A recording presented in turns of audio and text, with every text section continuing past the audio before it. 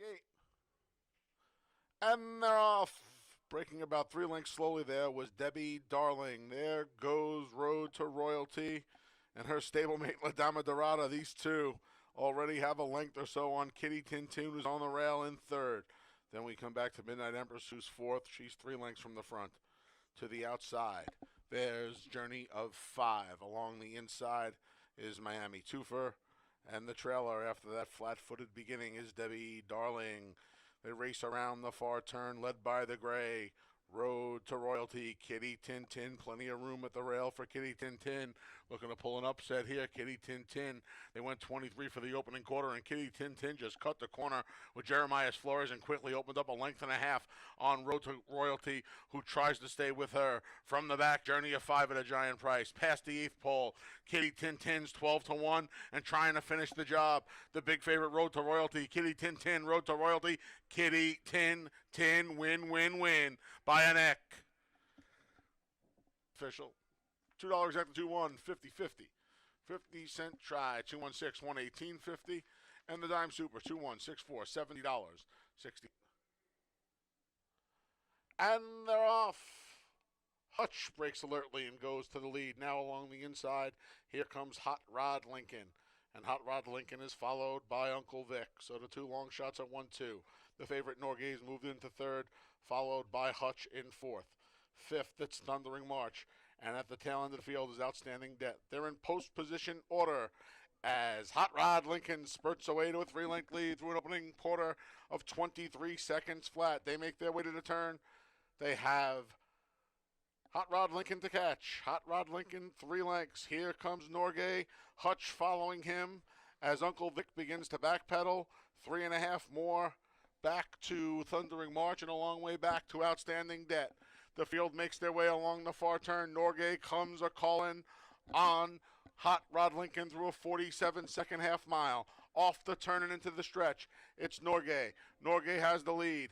He's trying to hang on here as they're coming from the back. Uncle Vic a re-rally from the back. Hutch, and along the inside is Thundering March. Thundering March trying to take a shot at Norgay. Norgay still there. Thundering March second best. Norgay a length. Then it was Thundering March, tight for third. 354, $3, 10 cents. 10 cent super, 3541, $1.24. Race 3 comes up next. It's the start of today's $1 pick 6. And they're off. From between rivals, there's Golden Rain. Our boy Cheekham to his inside. Then third on the outside is Horse Be With You. Coach Bahi fourth, saving all the ground into the first turn. Then we drop back to Central Love, who has one beaten. It's Our Man Mike, who's at the tail end of the field. He's already a dozen lengths from the lead. And the leader is our boy Cheekham, dealing with Golden Rain. These two have a length and a half, too, on the duo of Coach Bahi and Horse Be With You through an opening quarter and a sharp 23-4. It's a gap of about 10 lengths back to Central Love, and our man Mike is 3 behind him. They're really spread out across the track as they head up the Finger Lakes backstretch. Golden Rain a short lead over our boy Cheekham. Horse Be With You's moved up to have third to himself ahead of Coach Bahi, who's under a ride through a half in a solid 48. From the back, Central Love, he's creeping closer. Our man Mike still trails. He'll have 12 lengths to make up if he wants to win the third. The field's midway on the far turn. Golden Rain, Horse Be With You comes a calling on Golden Rain. Our boy Cheekham's had enough. So's Coach Bahi. Central Love and our man Mike both have a lot to do through 3/4 and 113 flat. They're off the turn and into the stretch. Golden Rain trying to deal with Horse Be With You. Golden Rain still there. Horse Be With You now grudgingly gets by at the 8th pole, and Horse Be With You starts to edge away from Golden Rain. It's Horse Be With You at the 16th pole by a length and a half. Golden Rain going down, but not without a fight. Late run from our man Mike. Too late, not enough. The wire saved Horse Be With You. He won it by race number 4. Scratched the 3, Daniil, and the 4, Jason Liam. No other scratches or rider changes in the sequence. Post time for the 4th. This is Jay. And they're off.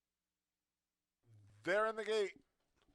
And they're off. From the rail, Big George's Kingdom sent immediately to the lead by Cabercoa. Going to have company from the outside in Blue Lieutenant. In and out. Big George's Kingdom from the rail, Blue Lieutenant from the outside draw. These two have already a 2.5 length lead over Flash Kiss, who is now dropping back. Flash Kiss just dropped back to last. Between horses, that's Riley B in third. To the inside's Winning Connection. Fourth, Green Cap, Reunion Tour. Gap of 2.5 to Lorenzen. And then at the back of the pack are Take the Edge. Flash Kiss just moved by Take the Edge. 24-second opening quarter as they head up the backstretch here in Farmington at Finger Lakes, led by Big George's Kingdom. Big George's Kingdom and Cabercoa, a 2.5 length lead. Blue Lieutenant at a big price, tried to keep up early. He is tailing off in second through a half in 48-4. Moving up between, there's Riley B. Room at the rail for Winning Connection. Flash Kiss, Andre Worry trying to motivate that one. Just moved into fifth, past Lorenzen. The two at the back Take the Edge, and now Reunion Tour trails 12 lengths from the leader. It's Big George's Kingdom. Big George's Kingdom. Riley B. and Heeman Harkey creep a bit closer in second as they make their way to the quarter pole. From the back, Flash Kiss. He's in gear now through 3/4 in 1:14-2. Keep an eye on Flash Kiss. Big George's Kingdom takes him off to turn it into the stretch, but Flash Kiss is coming to call on him. Flash Kiss down the center, just went right on by Big George's Kingdom, and Flash Kiss in the blink of an eye has a 3-length lead. Big George's Kingdom going to try to hold second. Late rally from Riley B. and Take the Edge from the clouds. No doubt about this winner. It was all Flash Kiss by a half dozen. Then Big George's Kingdom. Take the Edge got third over Riley B. And it's $2 exacta, 2-1, 15 even. 50-cent try, 217, 32.37. 10-cent super, 2174, $22.72. They're in the gate. And they're off in the finale. From between, there's 30 Oysters. Also with speed there is Peaceful Persuasion. Along the inside is Camboo. Middle of the pack, Big Hutchie. And now rushing up outside, Pink Hat is hardly working. And we come back 3 lengths to She Speaks Well, who's at the rail, just passed by Dancing with Jake. The two at the back are Anointed Spirit and Bench Press. 24 opening quarter. Went pretty quick around that first turn. It's Peaceful Persuasion, shadowed by 30 Oysters. A length and a half back, it's hardly working. It's 5 more to Camboo and Big Hutchie. They race as a team. Moving up on the outside is Dancing with Jake. Anointed Spirits there. Out of last is Bench Press. At the tail end of the field is She Speaks Well. Half, 48-2. They keep on moving along as they make their way to the far turn. And now 30 Oysters is shaken loose. Anointed Spirit immediately follows that move. Andre Worry's looking for 3, and he's going after 30 Oysters right now with Anointed Spirit. And the back markers really aren't progressing. 3/4 in 1:13-4. 30 Oysters. Anointed Spirit with dead aim here in the stretch at Finger Lakes. Back in third is Dancing with Jake, and on the outside is Bench Press. Anointed Spirit, 30 Oysters trying to hang in there, but Anointed Spirit just went by him. Anointed Spirit, 30 Oysters trying to battle back, but at the 16th pole, it's Anointed Spirit.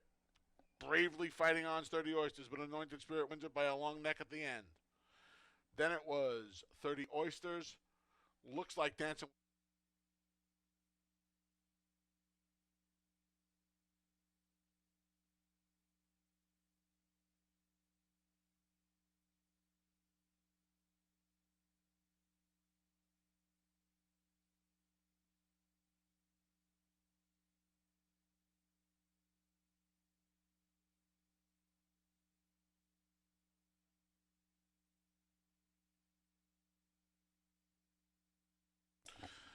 Ladies and gentlemen, to honor America, please stand for our national anthem.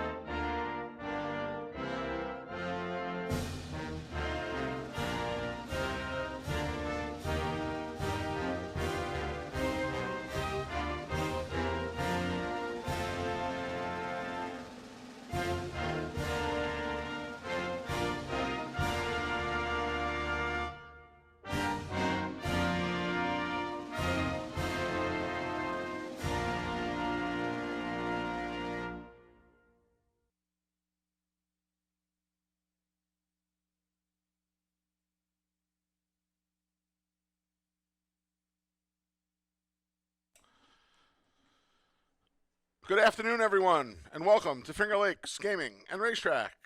I'm your track announcer, the Big A, Anthony Stabile, welcoming you to a Wednesday here at the Farmington Oval. Track is fast today. Temperatures in the mid-80s. Got a little breeze coming from the north. 8-race card. No carryover in the pick 6 that starts in race 3. Here are the changes for today's races. And, of course, folks, if you need PPs for today's races, head over to FingerLakesGaming.com. They're available each and every racing day of the 2024 meet, courtesy of our friends at Equibase. No changes in the first, where we kick off the early double and the early pick 4. Race 2 starts the first pick 3 of the afternoon, and there are no changes in the second. Race 3 starts the $1 pick 6. No carryover in today's pick 6, and there are no changes in race number 3. 50-cent pick 5 kicks off in race number 4. Scratch the 7 East Harbor and the 8 Disney's Gal. Race 4, scratch the 7 East Harbor and the 8 Disney's Gal. Race 4 starts the pick 5. The late pick 4 starts in race number 5. A rider change for the 1A Diva Banker to Caber Koa. Koa rides the 1A Diva Banker. And you can scratch the 4, started with stars. Race 5, scratch the 4, started with stars. The start of the late pick 4. Race 6 kicks off the final pick 3 of the afternoon. Scratch the 1, part of the entry, Sweet Tooth Sue. Race 6, scratch the 1, Sweet Tooth Sue. Race 7 kicks off the late double. Overweight on the 2, mortgage rate 1 pound over. And scratch the 3, First Sons. Race 7, scratch the 3, First Sons. And in race 8, today's finale, scratch the 5, Tizza Brown. Scratch the 9, Mork. Again, scratch the 5, Tizza Brown, and the 9, Mork. And the 7, Puff's Magic Dragons, 1 pound over. Track is fast. Temperature right around 85 degrees. Got a little breeze coming in from the north. No carryover in the pick 6 starts in race number 3. Pick 5 starts in the 4th. Pick 4 is in races 1 and 5. Post time for the opener is at 1 p.m. Coming up next, the Wednesday edition of Takes from the Lakes with Dave Mattice.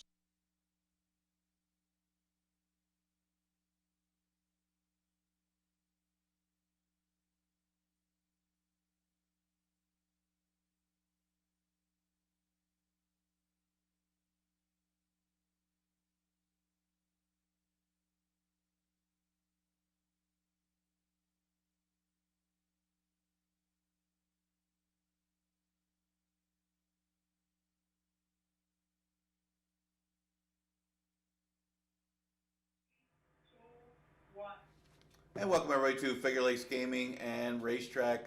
I'm Dave Mattice. We got 8 races again today.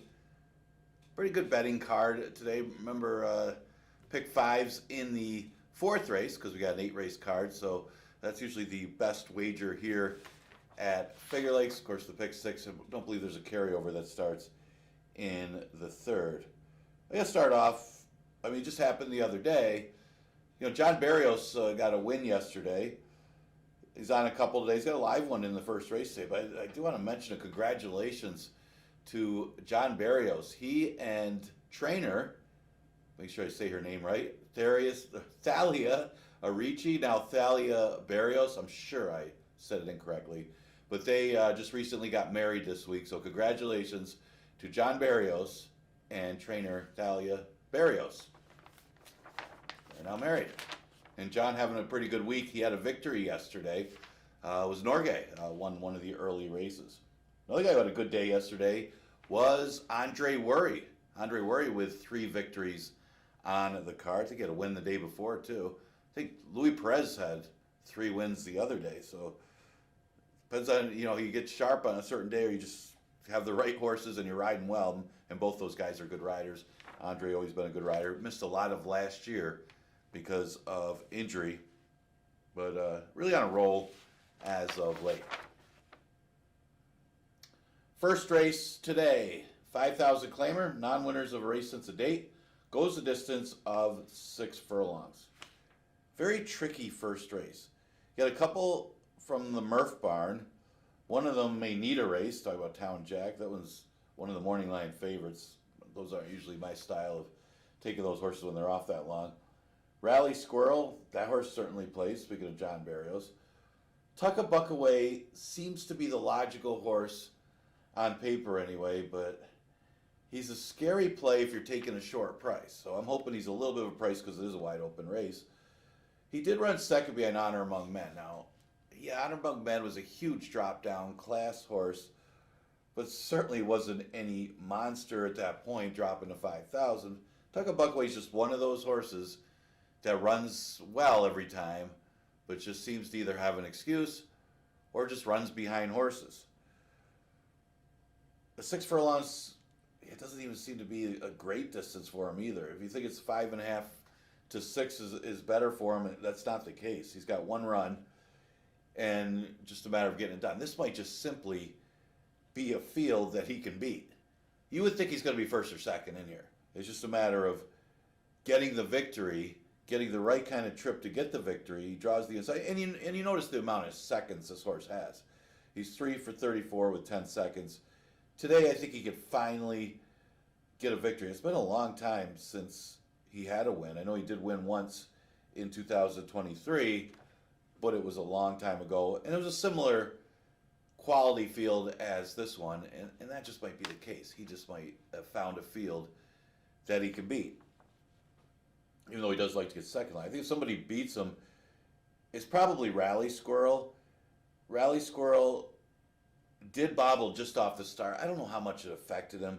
You could see the bobble a little bit right after, just a little bit of a stumble, but got right on course. And like I said, Honor Among Men didn't come back. But Rally Squirrel had a lot of work to do for 5.5. He's probably the one that benefits going from 5.5 to 6 furlongs today. He faced tougher before arriving here. That was his first start of the year. He can improve off of that race. And I see John Barrios winning 2 days in a row. Rally Squirrel, big chance in here with any improvement, especially when you got a favorite that likes to get second a lot. The other one I thought might be a little bit dangerous in here would be the 4 Double Vision. Now, he's off a layoff since September. It just shows I don't really like anybody else in here. Ring Good is better going long. Vibe Setter's just got poor form and is only a 2-time winner. Along Came the Prince is an interesting one. He goes to Harry Hernandez today. I don't know if he's going to have his... I just thought Double Vision might be able to make the front end. Just remember Double Vision's back class. This horse, when Ralph D'Alessandro had this horse, was really good for a little while. When he got the front end, in quick time. He was running against some tougher allowance horses. Obviously, he's not the same horse, and he is off the layoff. But I had to use somebody third, and I just don't like anybody else. It's a little bit less of a layoff than Town Jack. Town Jack's just too long for me, coming in over a year layoff. So I'm going to go with a 1, 5, and 4 in race number 1. Okay, second race, a 5,000 claimer. Fillies and Mares downwards of a race since the date. Goes a distance of 1.70 miles. Probably going to get a short price favorite in here.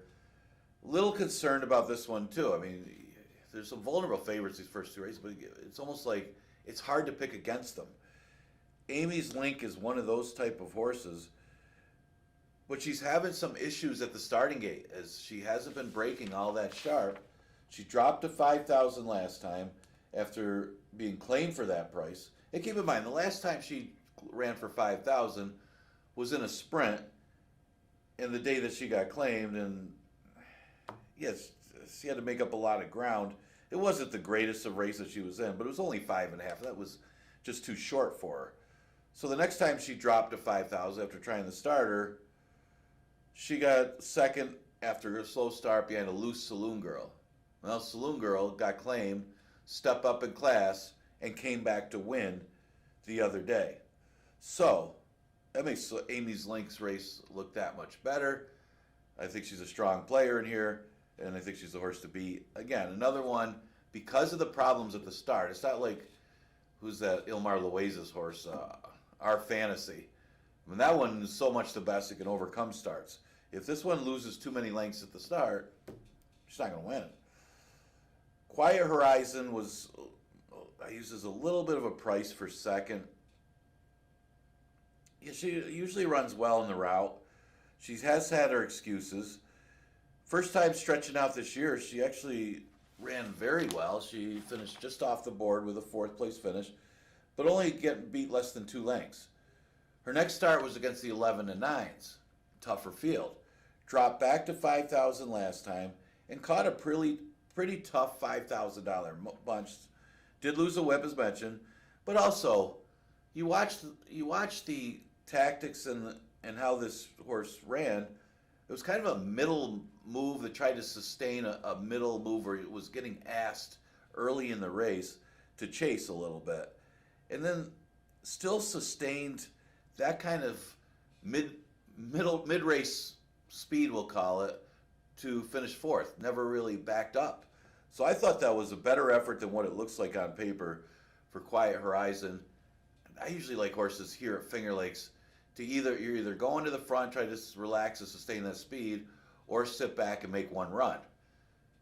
The toughest trip here, and some horses they have to go like that, and Quiet Horizon might be one of them.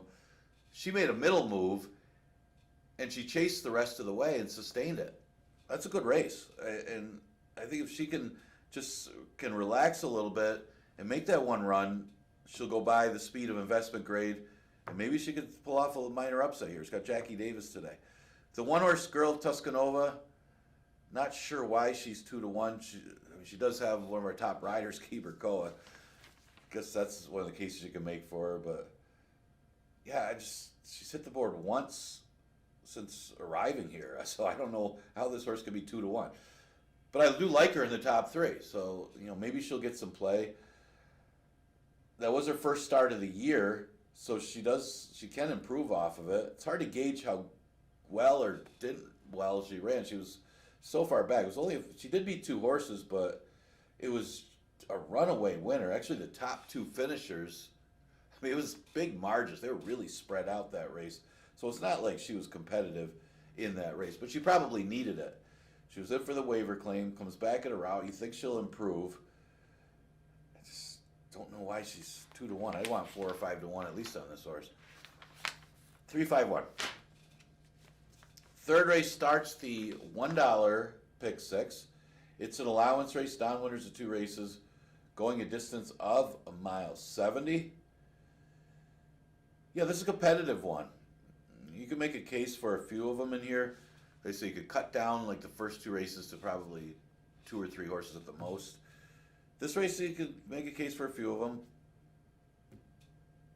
I'm going to go with the 4-1 shot on the morning line in Creation of Adam. Just because I think the pace flow goes to his favor depending on how much pressure he gets in the early stages. You got to be careful when Ferraro's got 2 of them in there. I think the other day he had Tivoli Gardens, who was more route speed, just sent out there and really affected the race. I think it was 'Cause You're Pretty was the big favorite in there, and it really affected her as the stablemate, who was the top mare of last year, the True Empress, was able to win the race. Very sharp guy as Michael S. Both Ferraros, very smart with their tactics inside races when they have 2 horses in the race. So always something to keep an eye on. I don't think either one of these have much for early speed, though, so I don't see that happening with them. So I don't see a ton of speed. I mean, Hanini might be the other speed stretching out. I'm not sure how aggressive he's going to be, being outside of Creation of Adam. But that's the key to the race. Creation of Adam looks to be the inside speed of the race. Inside speed hasn't been great this week, but I think he's got a good chance to go gate to wire in this race coming back to Finger Lakes.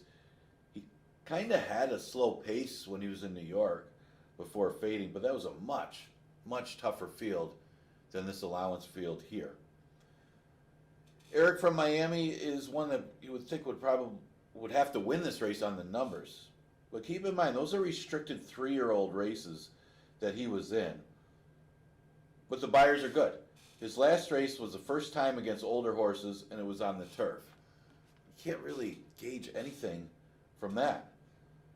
Didn't run that well, didn't run horribly either, but was just out of his element. So this is actually an easier spot on the dirt for Eric from Miami. I think I knew an Eric from Miami. But I'm going to use this one second. And then you got the two Ferraro horses. Not sure if Perez chose to ride Soul tonight over Mad Magic, or if it was just the case because Harry Hernandez is here for a short time. Maybe he's picking up some of these Ferraro mounts. Maybe he had the choice. I'm not completely sure in here. Perez obviously named on both of them. I mentioned Louis Perez riding very well lately with 3 wins the other day. Mad Magic adds blinkers. He's another one on the outside that could be close up early, stretching out of the sprints. Not sure if he's going to play presser with Creation of Adam, because Hanini might be able to do that kind of dirty work anyway. But he's got to improve. Second start off the layoff, going to the route. Solo tonight, you know what to expect from that horse. He was just off the maiden, ran okay, didn't run his best race. It'd probably be a little closer. But other than Petrolo, race wasn't that tough. So I'm going to go with a 2, 4, 7, and 1 in race number 3. Again, that starts the $1 pick 6. Okay, we'll start the pick 5 in the 4th. It is a 5,000 maiden claimer, going 6 furlongs. We do scratch the 7, East Harbor, and scratch the 8, Disney's Gal. I don't know. You know, I don't know how you're going to get 6 to 1 on Out of the Cloud. You might be lucky to get 6 to 5 on that horse. Well, probably a little higher because you got Barry the lead for trainer Chris Engelhardt in the race too. But you are not going to get 6 to 1 on Out of the Cloud. Let's just get that out of the way. Ran here before, but it was against maiden special weights a year ago. I think John Tebbett had this horse before. Did want to mention John Tebbett. We've had a few longtime trainers just retire before this year. They're kind of staples of figures. Talking about John Tebbett, talking about Bruce Anderson. I mean, everybody knows Bruce Anderson here. And Jimmy Wright. All 3 excellent horsemen, excellent trainers, all retired after last year. And you kind of see their names previously trained by, that kind of brings it back. Bruce Anderson, Ricky now took over his barn, still doing pretty well. Tebbett, of course, always did well here at Finger Lakes, and Jimmy Wright had a couple of real good ones. Really good ones. He had Flying Emperor, one of the top sprinters on the grounds. I think that one needs Jimmy Wright. But this one sent in by Patrick Quick. Patrick, Out of the Cloud is out of a stakes place mare, surprise cameo. Has had the chances, so I'm not going to get carried away and say, wow, this horse has got to win. But I don't think the horse is going to be 6 to 1 either. I think the horse will probably be the favorite. Right, more like 4 to 5 than 6 to 1. But hasn't hit the board. That's the thing. Twice here at Finger Lakes? When it ran here 4 times. But that was maiden special weights. For 5,000, this horse has got to be awfully tough. I'm going to go with that one on top. And the other thing is, Jackie Davis was originally riding East Harbor. That one ended up scratching, but she got off that horse to ride here too. Another reason to like Out of the Cloud. The 5, Bury the Lead, out of a Dam by Hardspun. Has only made 2 starts, hasn't shown much at Gulfstream. It was on a different surface. So it's working in New York. I think that's a positive. The horse is working in New York, and then arrived against tougher horses, obviously, better horses working anyway. Now comes here to Finger Lakes. This is a big drop, even though those are different surfaces. Those are restricted 2 and 3-year-olds, and he is coming off a little bit of a layoff here. Could be any kind, but I'm going to use the horse second based on pretty good breeding, and other than Out of the Cloud, there really isn't anything in here to beat if this horse can run at all.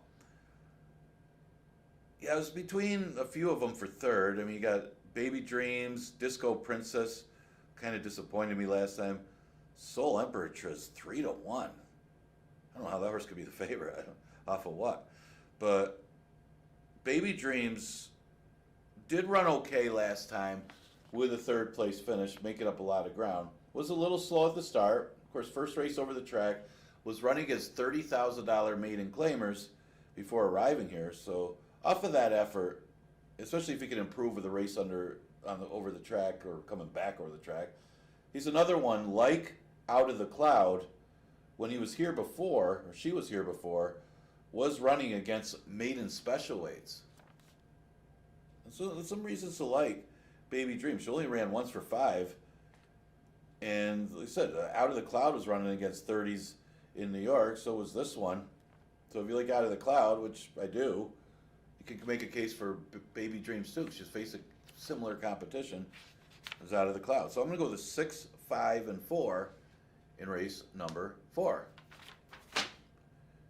That starts the pick 5. Fifth race, Scratch the 4, started with stars. Looks like Rudy Rodriguez means business here. He's got 2 of them in. You got Beautiful Karen and Diva Banker, both coming out of similar races. The only one, Diva Banker, of course, in a little better form lately than Beautiful Karen is. Although they're coming out of the same race, I think they were coupled that day. And earlier in this year, they ran together too. They haven't got a jockey change on this one, so maybe Murat's coming to ride the horse. Now, the dam is a half to Delaware Township, who's a multiple Greatest Stakes winner and a Grade 1 winner. And just the recent form against those open claimers, you go from open claimers where you're hitting the board to facing conditional 5,000 claimer here, Finger Lakes. Yeah, you're supposed to win. And if you forgive the last effort for Beautiful Karen, she's no slouch either. She's running just behind Diva Banker in some of those races, and maybe just lost interest last time. Tough to go against this entry. They may even run 1-2. The 3, Ouch That Hurt, may keep them from running 1-2 because she's in pretty good form. She's actually won 3 in a row going back to last year. Got a good trip last time, sat just off. It was a lot easier field though. And she was in for the waiver claim. It was like one of those races she had to win. I mean, the only question mark was the layoff. Well, she answered, it wasn't a problem. Now, second start of the year. I think the Rudy Rodriguez entry has to regress for this horse to beat them, but never know. I didn't think Kitty Tintin would win for this barn yesterday. Of course, that was just really, really bad tactics by the entry in that race. Still can't believe the first race yesterday. Anyway, Ouch That Hurt, I'll use for second. Amare Fire, I will throw in for third. Yeah, probably should have run a little better, but I don't think she passes horses. Some horses, you could sit back and make a run. Some horses just at least have to be close and be in the race and keep going. Amore Fire, I think, has to be a little closer than that. She's not going to sit back and then have a punch late. They did go 21. I couldn't believe the pace. I really liked Curl Talk in that race too, and she just got mixed up. And 21 and change. Another race with probably bad tactics, but they decided to send that one down to Mountaineer and get the easy win. I can't blame them sometimes. I don't know. So I think she was sitting on a win here. I think she was 2-5 or something like that. But that was a good race. It was just one of those things. It was a small field, and the 2 speeds just went at it. It was the deep close. I mean, Sweet Shallot's got a good trip. At least that one can pass horses. This one tried the same type of trip as Sweet Shallot's, just wasn't that kind of a horse to sit back and make a run. Today, maybe a little different. Maybe she could sit up close to the early speed of Bonfire Diva and whichever one of the entry they want to put out there and get in the top 3. Can hang around. She does drop to 5,000. And they'll throw in Let's MAGA. We're out in the country here, so we got a lot of Let's MAGA fans in this area. This one ran third for 5,000 before stepping up in class last time. And you look at the race she ran third. I know this race is as tough a $5,000 race with the presence of this entry as you're going to get. And it's tough overall anyway. But Let's MAGA, last time she was in for 5, she ran into Lady Quinn for M. Anthony Ferraro and Make a Joyful Noise, who came back and dominated 5,000 claimers. So it turned out to be a pretty good race going 5.5 that she ran in. You know, she did stop after getting the lead, but they were semi-aggressive. She hasn't shown that kind of speed lately, at least in a couple of years when it was I think Chris Engelhard had this horse earlier in the career, and the horse had a lot of speed. Of course, a lot of John DeVille horses have a lot of speed. So I'm going to go the 1A379 in race number 5. Okay, 6th race, scratch the 1, part of entry, Sweet Tooth Sue. You know, actually got a good sized field here. I think we got 10 betting interests if this holds together. Man, it allows us to see a 10-horse field. Makes it a lot more fun. And yeah, even with a 10-horse field, 6-1 is a good price on Laughter. Buckley and Navarro are going very well. If you're following Finger Lakes Racing, you cannot eliminate Buckley and Navarro. And they won again yesterday with Intentious. They won a couple the other day.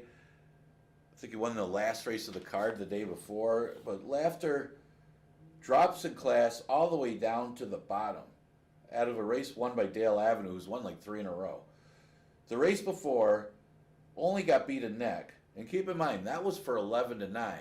So now drops all the way to the bottom to 5,000. And if you get 6-1, by all means, you got to use the horse. It's a Windy Leaf Farm. Here's another one. You're not going to get 6-1 on Laughter. Although you'll get a little better price than you would think, because she probably looks like she should be the favorite in here. But you might get a little better price than that because it's a 10-horse field. You hope so. I'd like to get 6-1, but she's dropping. She plays. Use her on top. Blue Eyed Warrior, another one that'll take some money in here. She does come off a victory when dropping to 5,000. She was running against the 11-9s. She stays at 5.5. She's got tactical speed. Very, very logical horse, Blue Eyed Warrior. Wouldn't be a big surprise if she makes it 2 in a row.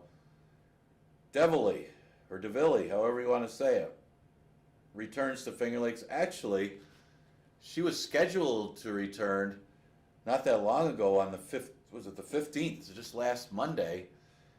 We ran 8 races, and then it was like Armageddon here in western New York as we had tornadoes and storms all around us. It was quite the storm that hit after the New York Derby. It was the 8th, it was after the 8th actually.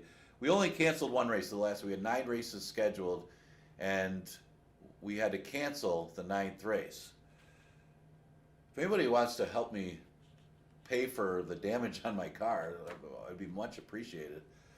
A lot of these guys have better insurance to get it covered.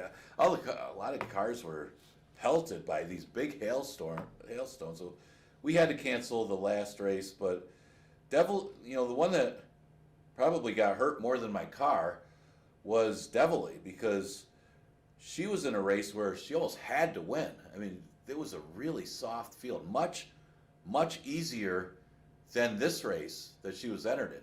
Probably would have won. Now, she hasn't had success here in the past, but she was running against allowance horses in most of those races when she was here before. But unfortunately for her, she re-enters, and it's a tougher field after the race got canceled. I was wondering why. I said, was it Devilly already run? Was it she entered already? Then I remembered. Yeah, that was the canceled race. I'll throw in Maddie's Surprise for 4th. Does lose D. Diego as he opts to ride elsewhere. Devilly, actually. But Maddie's Express comes off a couple top 3 finishes. Just a matter of getting the trip with this one. At least she's shown some life again the last 2 races. Seems to be more of an underneath horse. Go with the 3-6-7-4 in the 6th. Okay, 7th race. 11-9. Scratch the 3. First Sons goes the distance of 6 furlongs. Probably should give up on this horse because I've picked him a couple times. I haven't liked the tactics in a couple of those races, but McDonough looks tough in here. I mean, if you look overall, I know he's had chances at the 11-9 level, but you got 2 horses off the maiden. Mortgage Rate does drop back to 11-9. Beat him the other time, but he had better tactics. With No Name was a 5,000 claimer, got claimed. Connect the Brox, he's got good form, but he's better going long. So McDonough should be the logical horse in here. He's got tactical speed. He doesn't need to be too aggressive. I thought he was too aggressive in that race going 6 furlongs when Mortgage Rate beat him. He gunned out there. I didn't think there was going to be much speed in there. And maybe that's why they decided to be aggressive. But, man, they went quick first quarter for the day. Last race just was in a really good, gets a good feel. And keep in mind, that race last time says a fast racetrack. It was sealed, but that track was not fast. That was an off track. And maybe McDonough got caught chasing on that off track. Maybe didn't run as well either. Now, I'm running out of excuses for McDonough. Maybe he is just a horse that doesn't want to win, but he's hit the board just about every time. He did run second behind He's Got the Jack, and that was a speed-favoring racetrack that He's Got the Jack took advantage of, and maybe he just followed the leader. He's Got the Jack dropped in class and won against 5,000s the next start. Against Norgay, of course, also came back to win, but the point is, this one running well against some good 11-9 competition, and this race is easier. Might be now or never, or this one's probably got maybe a better shot going for 5. Connect the Brox, yeah, he might be still good enough to win at a sprint. I think he's a better router.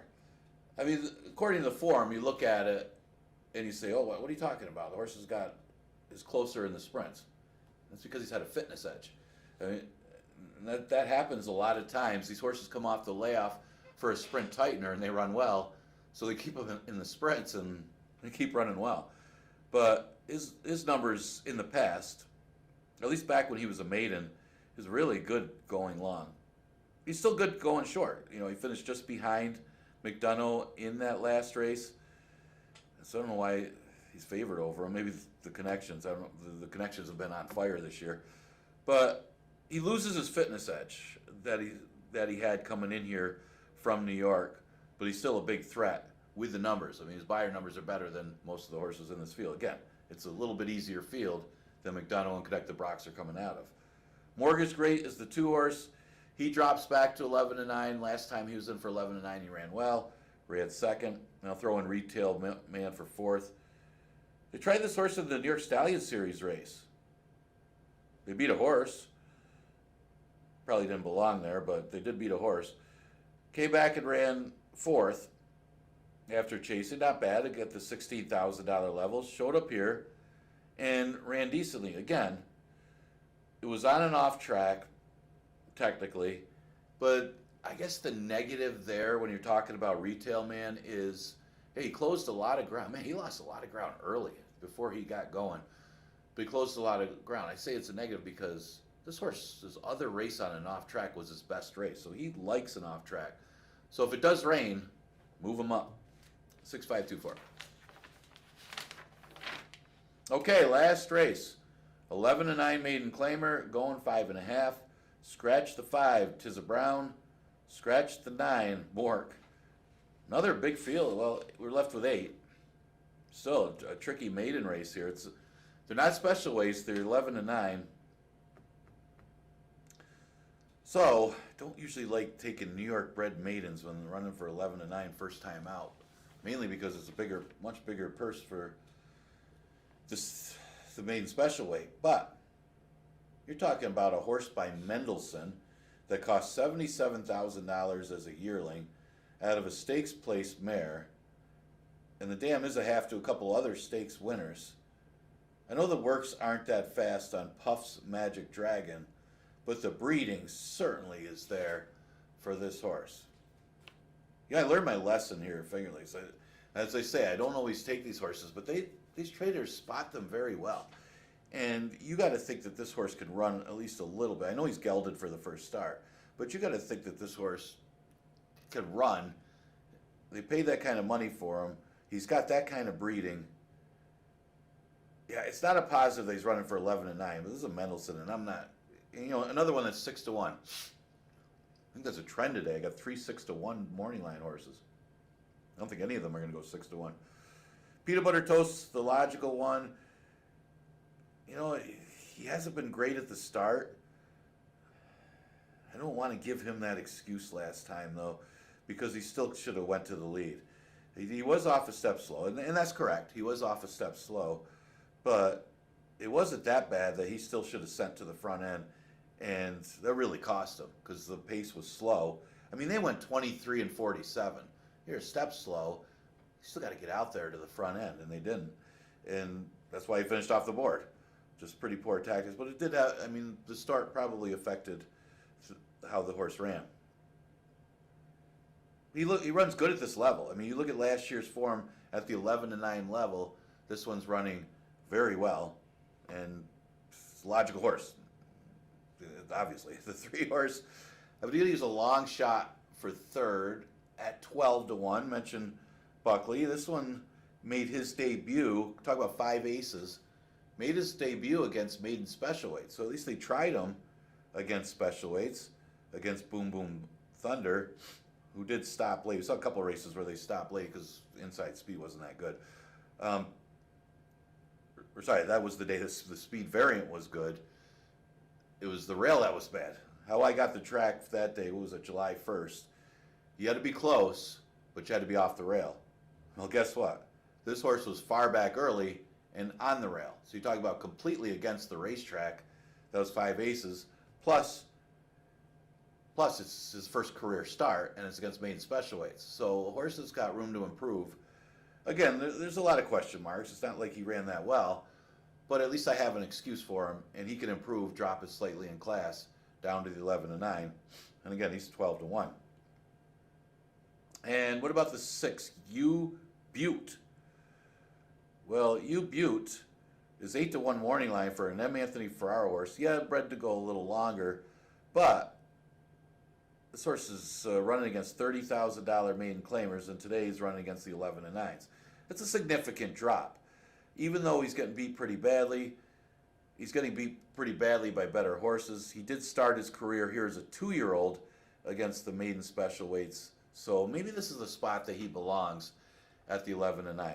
See how he fires here. I'm going to go with the 7, 4, 3, and 6 in today's finales. Like I said, a good betting card. Got a couple of good-sized fields. I think we got a 10-horse field. Was it race number 6?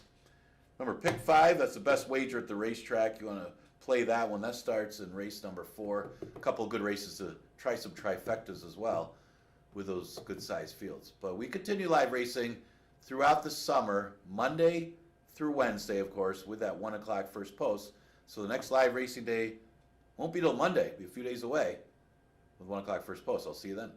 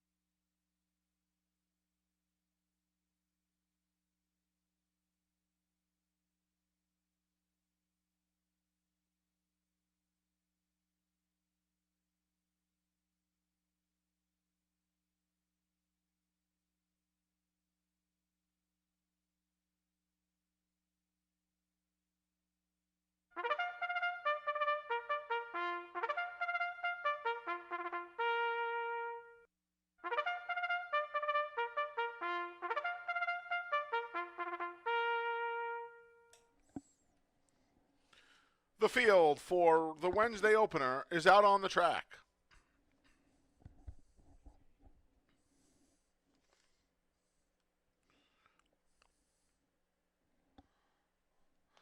The one is Tuck a Buck Away with Michael DeVilla Jr. in the saddle. The 2 is Ring Good. Emmanuel De Diego rides.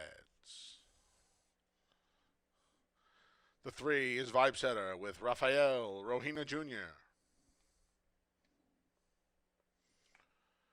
The 5 is Rally Squirrel. John Berrios rides.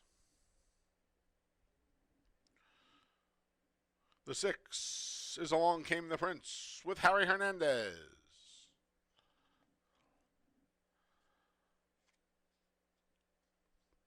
The 7 is Town Jack with Dalton Brown.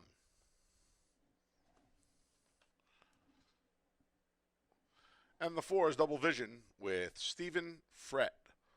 Welcome to a wonderful Wednesday afternoon here at Finger Lakes Gaming and Racetrack. I'm the Big A Anthony Stabile, your track announcer.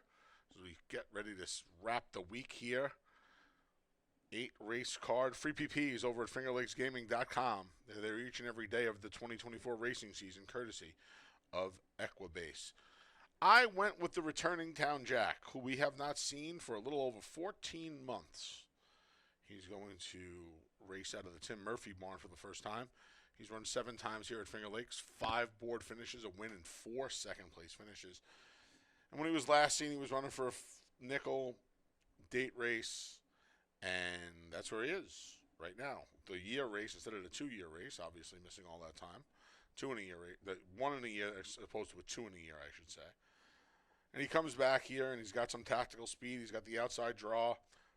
Dalton Brown's teamed up with Tim Murphy now twice for a couple of wins at the meet. And I like the fact that he is not only drawn outside, but he has enough speed where if nobody else goes, he can take advantage of that. Now, I think the 4 Double Vision off the layoff is going to be fresh, and he has some speed, as does the rail runner, the 1, Tuck a Buck Away. But he's plenty fast enough to get himself in the game. If he can overcome that long layoff, I think Town Jack's going to be tough. I put him on top. Speaking of the 1, Tuck a Buck Away, I would imagine he's going to be forward from the rail. He's had a case of second-itis as of late. 3 second-place finishes in a row for Louis Gutierrez and Mikey DeVilla Jr. He puts himself in the right spot. He's been a good price in all these races, too. 9.5, 5.5, almost 8 to 1. And he's right there. Even the only other race he has this year, he was 3rd at 16 to 1 off the layoff. So he's a check getter. We'll see if he can get the big one today. He's on your board as the co-favorite, a 2 to 1. The other favorite's the 5. That's Rally Squirrel, the other Tim Murphy in here. He's second off the layoff, second time in the barn as well. John Berrios gave him a good ride last time after a little bit of a misstep at the start. He recovered nicely in his first start of the year, a little over 6 months away. He got beat just 5 lengths. If he can improve off that, he should be right there off of some numbers he had last winter and spring and fall at the Big A. 715, kick off the pick 4. Best of luck here on this Wednesday at Finger Lakes.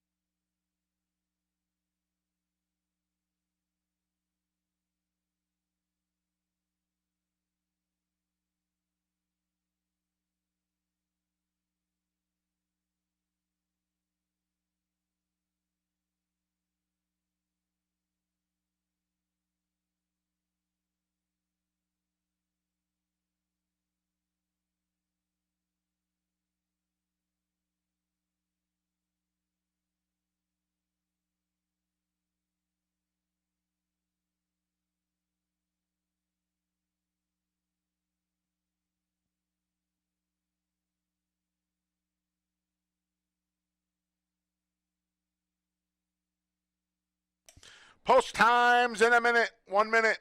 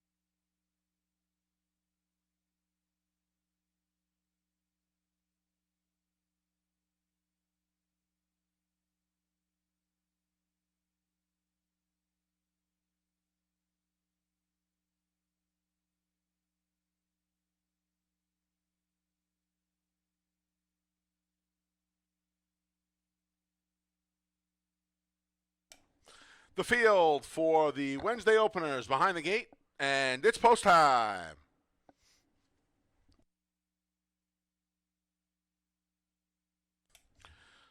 Set to kick off the early pick four and early double.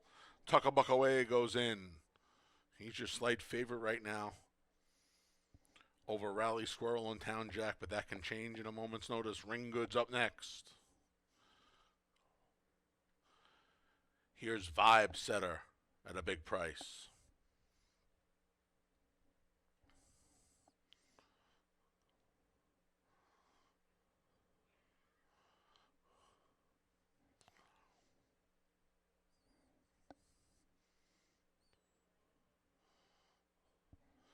Going to load the number 4 Double Vision. A little bit of a running start for him without jockey Stephen Frett, who will climb aboard once he's loaded into the gate, which he is.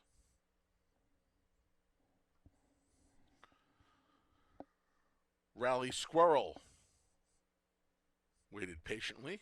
Now he goes in.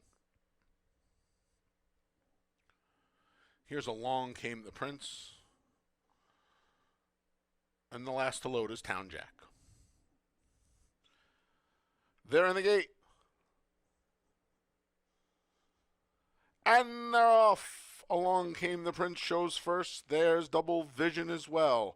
Between rivals is Rally Squirrel to the outside, the returning Town Jack.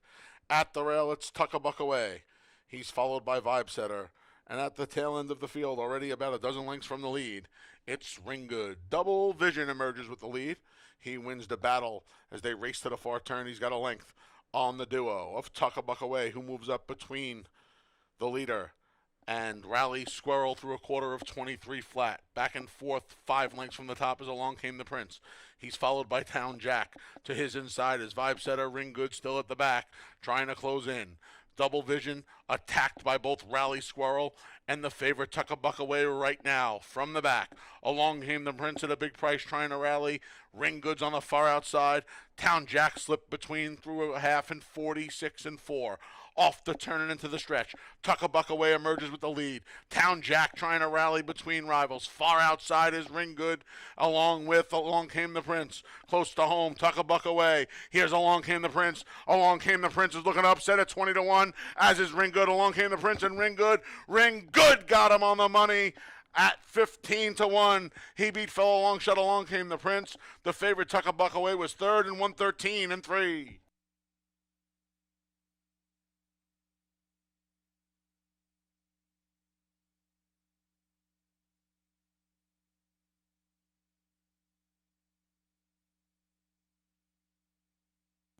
Photo finish. Hold all tickets.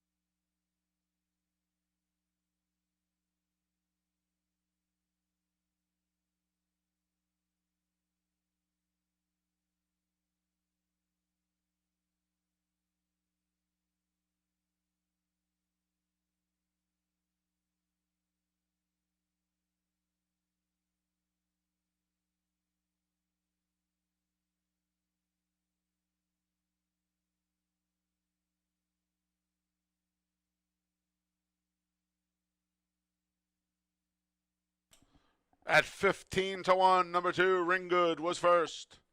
6, Along Came the Prince second. 1, Tuckabuckaway third. 3, Vibe Setter finished fourth. 2-6-1-3 in the opener.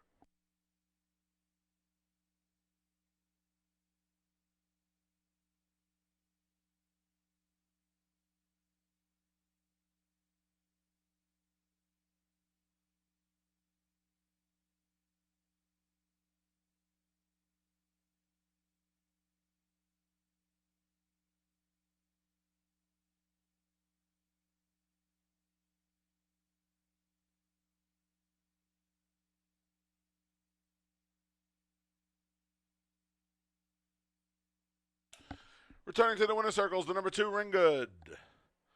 7-year-old Gelding's the son of Teufelsberg, out of the Mizzenmastmare Sunshine Cruise.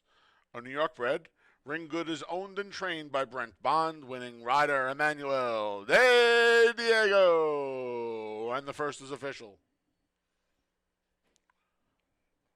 $2 exacta 2-6, $357.50. 50-cent try 261, $355.75. And the 10-cent superfecta 2613, $1,692.85. Nice hit. Race number 2 comes up next. The first pick 3 of the day kicks off in the second. There are no changes in race 2. Post time for the second is in just over 24 minutes. Folks, the handicapping contest returns on Monday, August 12th to Finger Lakes Gaming and Racetrack, our third of the season. Be nice to start that day with a $32 horse like Ring Good. You Lucky North members, it's a free contest. Just have to be a Lucky North member for your chance to win the grand prize of $1,000. There'll be $2,500 in cash and prizes up for grabs and all, with the first 3 finishers winning a cash prize. Registration opens when the doors open at 11:30 a.m.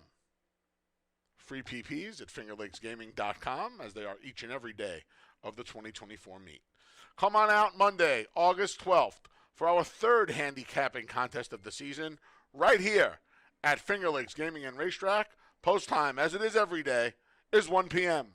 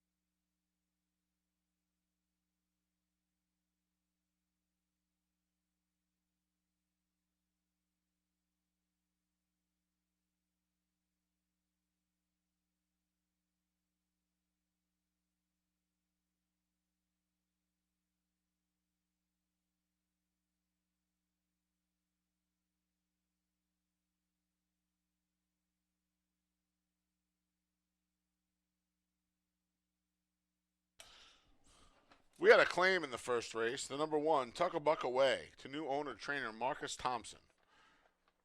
Marcus Thompson, as owner and trainer, claimed the number 1, Tuck a Buck Away, out of race 1.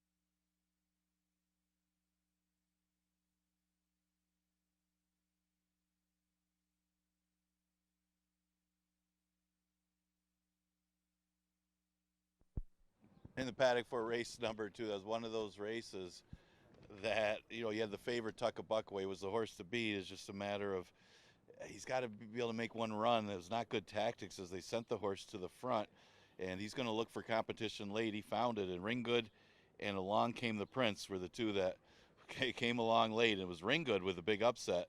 Emmanuel Di Diego for owner-trainer Brent Bond. Start us off. Second race, 5,000 claiming race for Fillies and Mares, goes a mile 70. Right now, a short price favorite is the 3 Amy's Link. Claimed for 5,000 out of a race where she was just getting a tightener over the track at 5.5. Tried to start her with her, and she didn't run bad at all. She ran 4th. Came back when dropped in class for 5. Broke badly that day, but that seems to be a trend for Amy's Link. That's the biggest issues that she's had is breaking out of the starting gate. Other than that, she's got the numbers to beat this softer $5,000 field, and she's at odds of even money. The 5 Quiet Horizon might be worth a look at a price as she comes out of the 3 Lifetime race, so a little bit overhead you would think in this tougher condition, but the race didn't come up that tough for this condition, so I guess that's kind of got to look at it. That 3 Lifetime that she came out of actually came up really tough for a 3 Lifetime, so you never know how these conditions will come up. Normally this condition is tougher than the 3 Lifetime, but with that said, that makes her a player in here. As she didn't have a great trip. She kind of made a middle move and sustained that middle move to be 4th behind Leadership Ability and Sweet DeSantis, who pretty much laid over the field. Give her another chance to be in here. The 1 horse is Girl of Tuscanova. She had one start off the layoff and didn't run badly considering. It's tough to gauge because it was such a runaway winner by over 13. Kateri Empire, you'd say, was best of the rest as they were really spread out, and she just held on to her 3rd place position. She actually beat 2 horses in there despite losing by 24 lengths, but she probably needed the race and she could improve off of that start, and she's a big top 3 threat in race number 2. We do start the pick 3 with the race Exacta Try, Super, and Daily Double also offered in race number 2.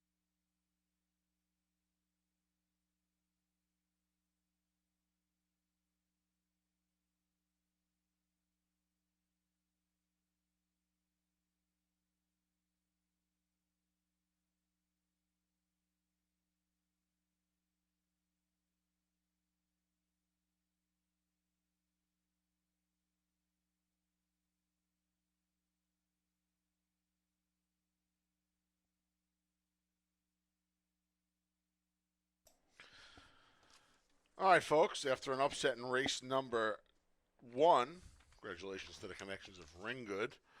Congratulations if you had him as well. He was a tough one to come up with. Big price, 32 and change. If you played that early pick 4, he is a bit of a separator. We come to race 2 now. We'll stretch out for 2 turns for the first time today, going that mile and 70 yards. I love the 2-turn races here at Finger Lakes. I really do. I've become a huge fan of them. I like calling them better. I like watching them. I think there's a little bit more strategy involved as well. So I will take connections almost a little bit more into consideration, especially the rider here, because I want to have confidence in my riders. Because, like I said, I think a lot of this becomes a little bit. It's obviously a horse race, but I think it also becomes a little bit of a chess match here, going these two turns. Um, and one of the people I rely on in the saddle is Michael Davila Jr. He's one of my favorite riders, um, and when I say favorite, one of the guys I have the most confidence in betting my money on. And I think he gave Amy's Link a fantastic ride last time after breaking slowly. I think a lot of what happens a lot of times when you break slowly, you kind of rush into things. He didn't. Now that cost him on the turns, unfortunately, but I don't think anybody A was beating Saloon Girl that day, and B, I think overall not rushing after a bad break is going to win you more races than being aggressive. I don't think taking a horse out of his element is the smartest thing, or trying to overcompensate. So she ran into Our Fantasy 2 starts back. First off the claim for Ace F. Ronan, and then last time she had the little stumble at the start, and she made up some ground. And like I said, I don't think anybody was beating the winner. She's even money. I'm waxing poetic over a horse that's going to pay 4 and change if she wins, but I think you can lean pretty heavily on her this afternoon.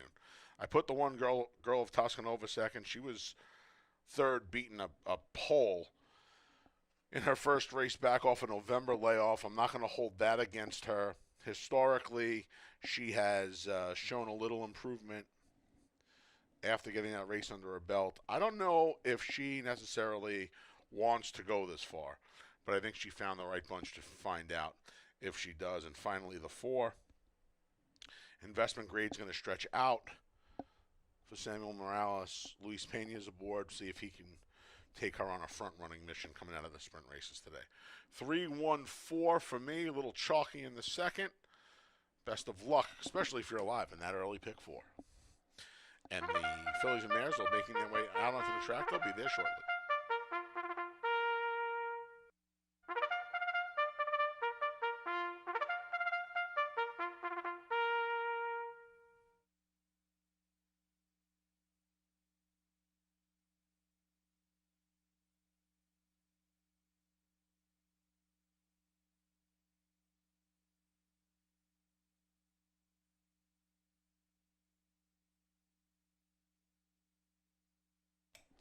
And now here's the field for race number 2. The 1 is Girl of Toscanova with Kibarkoa in the saddle.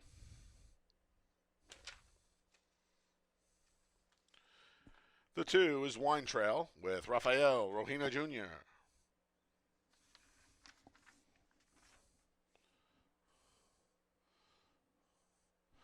The 3 is Amy's Link with Michael Davila Jr.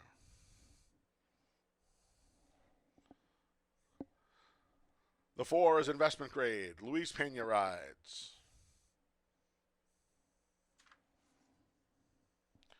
The 5 is Quiet Horizon. Jackie Davis is in the saddle.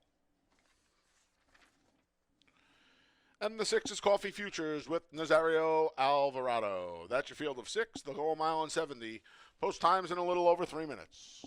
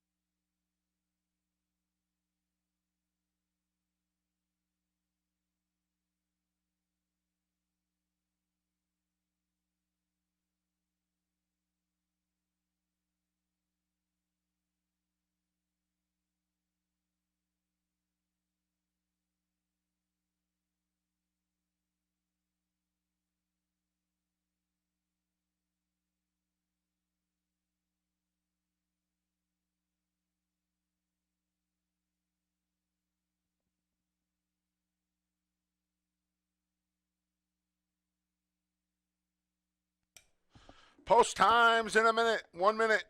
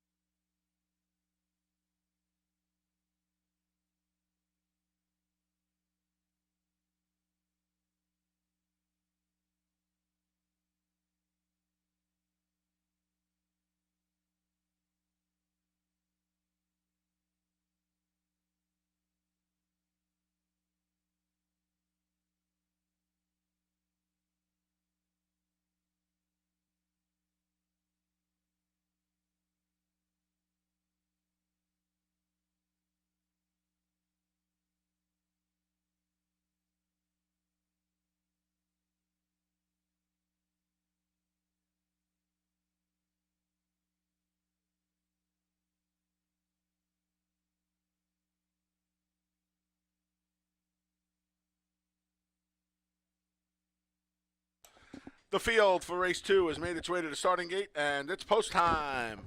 Kick off the first pick 3 of the day here. 1.70 yards. Girl of Toscanova goes in. She's followed by Wine Trail.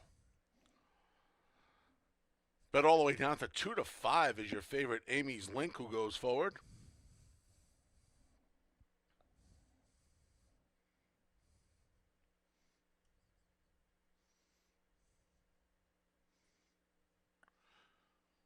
Gets a little help from the gate crew.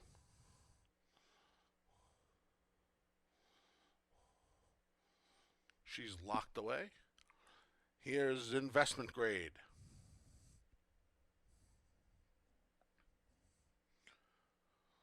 Quiet Horizon goes in. And the last to load will be Coffee Futures.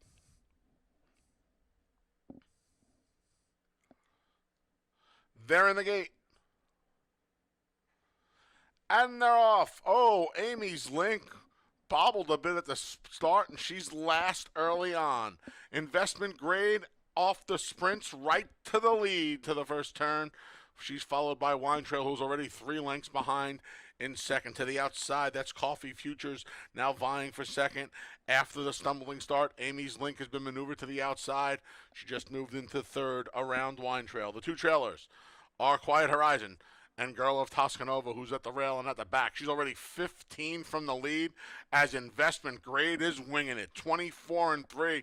A pretty sensible opening quarter for such a big lead. She's got to be 8 in front at this point. It's Investment Grade. She just bumped it to 10. Inside Coffee Futures, outside the favorite Amy's Link. It's a gap of another, 4.5, 5 to Wine Trail. Then Girl of Toscanova and Quiet Horizon. Half-mile time, 48-4. So she picked it up there, did Investment Grade. As the pack begins to close in, Investment Grade's lead is down to 5 lengths as they get to the far turn. Coffee Futures and Amy's Link, the 2 closest ones. Up the inside comes Wine Trail at a big price. Then Quiet Horizon and Girl of Toscanova. 3/4 and even 115. They come off the turn and into the stretch. And Coffee Futures has collared Investment Grade. Coffee Futures the first to go by. She's 11-1 and she has the lead. Battling back's Investment Grade. At the rail comes Wine Trail. Down the center, Quiet Horizon and Jackie. They're a big price too. They're in deep stretch here. Coffee Futures trying to hold on. Here's Investment Grade. Battling back between horses is Amy's Link outside. Quiet Horizon got there. That wasn't Investment Grade. It was Quiet Horizon at a big price. 7-1 to be exact. She won it by a neck. Wild finish in the second, 149-3.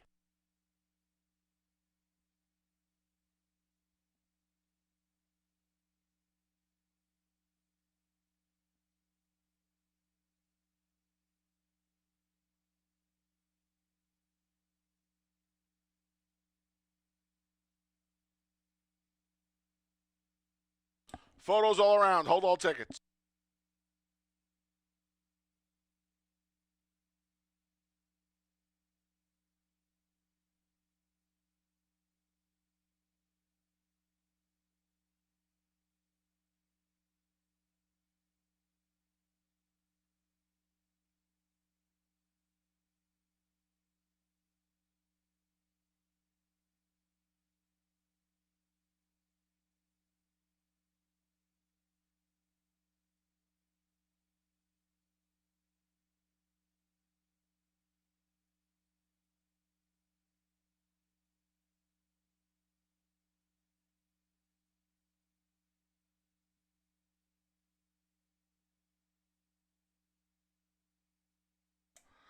Number 5, Quiet Horizon first. 3, Amy's Link second. 6, Coffee Futures third. 2, Wine Trail fourth. 5, 3, 6, 2. Returning to the winner's circles with number 5, Quiet Horizon. 6-year-old mare is a daughter of Mizzen Mast out of the Langfear mare Quiet Ending. A New York bred, Quiet Horizons owned and trained by Joseph A. Cabrera, winning rider Jackie Davis. Again, 5, 3, 6, 2 here in race 2.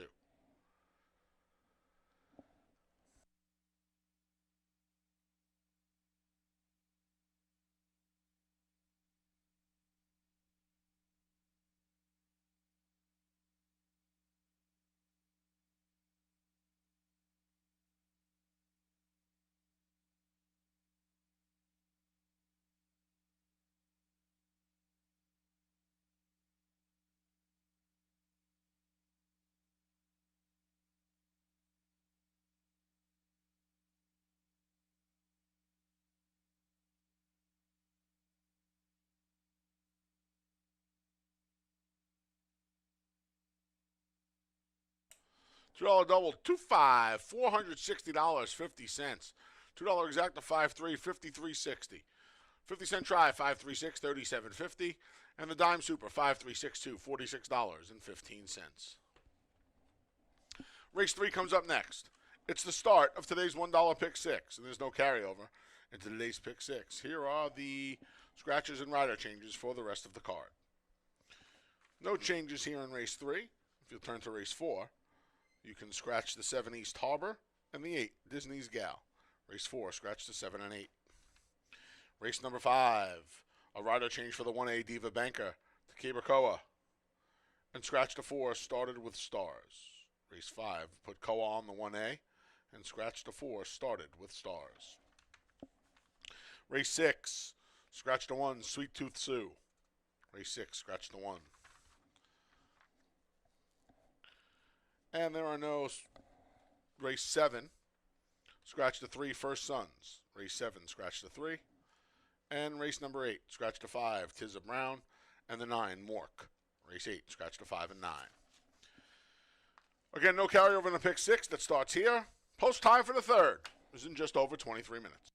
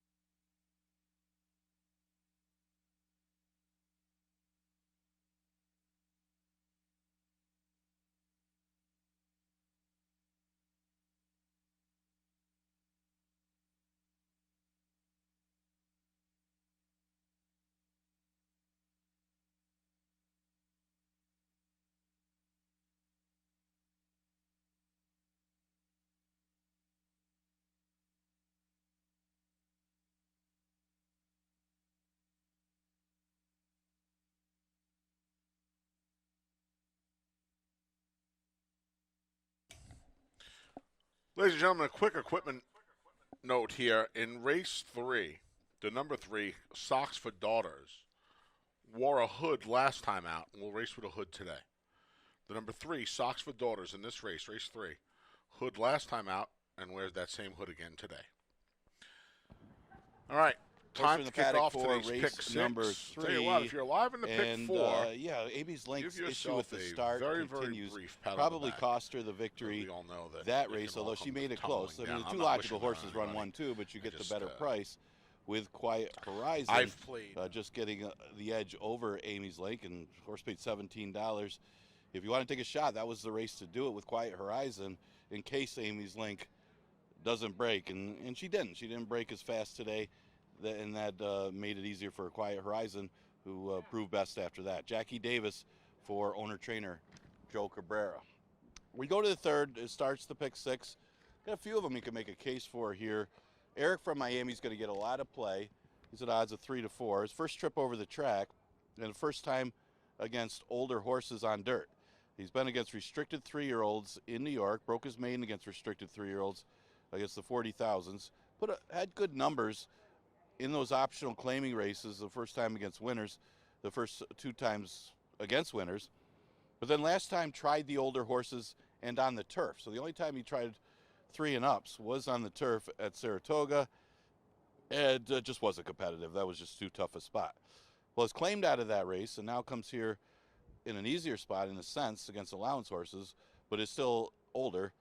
Should be able to be competitive numbers-wise. There's a half to Over the Cap, who is a good one that runs here. So 3-4, taking some early play, is Eric from Miami. I did use him second because I think the pace flow might benefit a horse like Creation of Adam. A little bit of a price because of all the early money on Eric from Miami. Creation of Adam could be the inside speed of the race. You would expect a horse like Hanini would be the one to keep the horse honest. He's got some tactical speed, or maybe even Mad Magic with blinkers. But the speed of the speed is Creation of Adam, and he comes out of a race here at Finger Lakes. I mean, yeah, they did go pretty slow in New York, but those are better horses that he ran up against. The race before was against Love That Bird and Petrolo. Well, it seemed like the outside horses ran by him all, but this horse chased a 47 that day, wasn't able to make the lead, and still held third, only beaten a few lengths. Comes back here, and a good shot to win this race. He's at odds of 6-1. The 7, Mad Magic, one of 2 Ferraro trainees.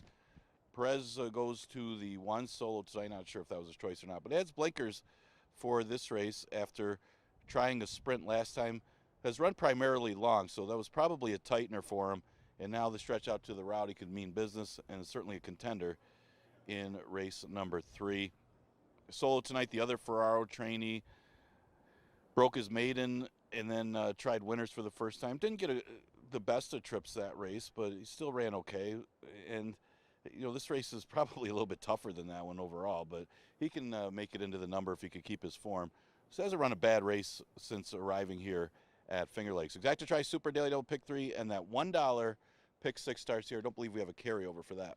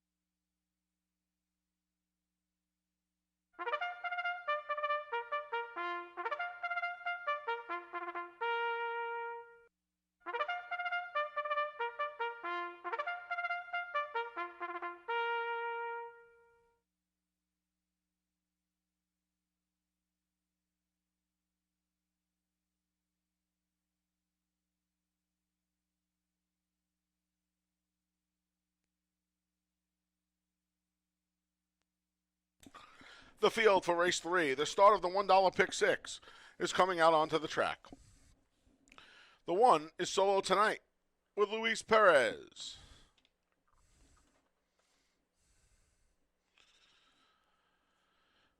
The 2 is Creation of Adam. Andre Worry rides.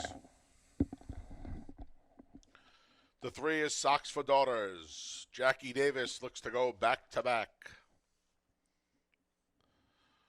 The 4 is Eric from Miami with Cabracoa. The 5 is Gold Templar. Stephen Frett rides. The 6 is Hinani with Anthony Rodriguez. And the 7's Mad Magic with Harry Hernandez. That's your field of 7. Going to go a mile and 70 yards. Pick 6 starts here. Post time's in a little over 3 minutes. If you need PPs for that pick 6, head over to fingerlakesgaming.com. They're available for free, courtesy of our friends at Equibase.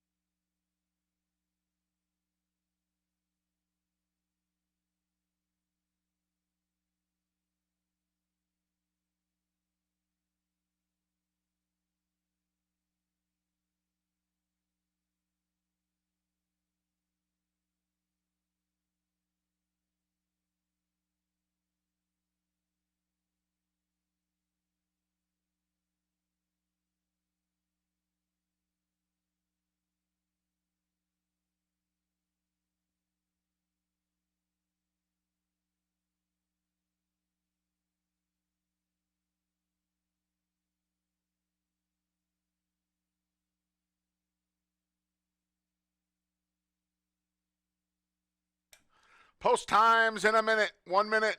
Last chance to get your pick six tickets in.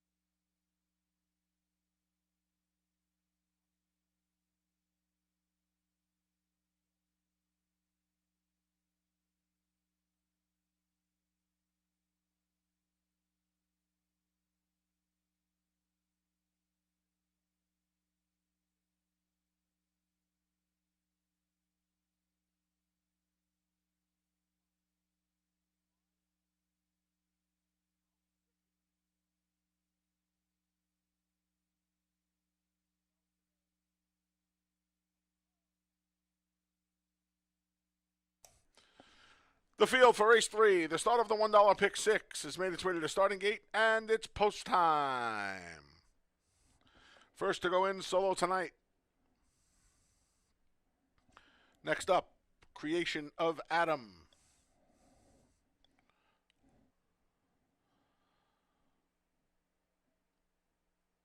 Socks for Daughters is next.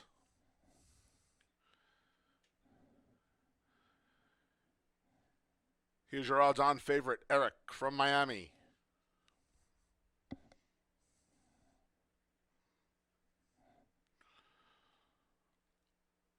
Gold Templar moves forward.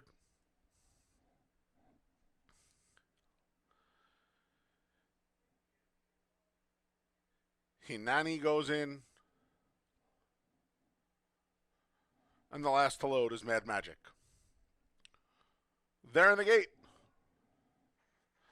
And they're off. From the outside draw, Mad Magic and a hustling Harry Hernandez trying to get the lead, but there's a host of pursuers. From the inside's Creation of Adam, and between is Socks for Daughters.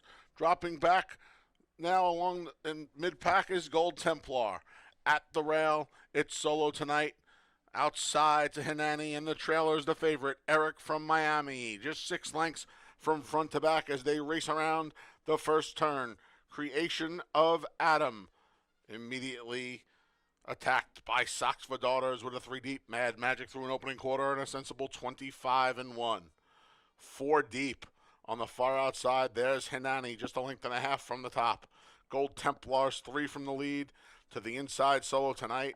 And Eric from Miami still content at the back of a close group here. Creation of Adam retakes the lead away from Socks for Daughters. 3 deeps, Hinani. They went the half mile here in 50-2 as they race towards the far turn here at Finger Lakes.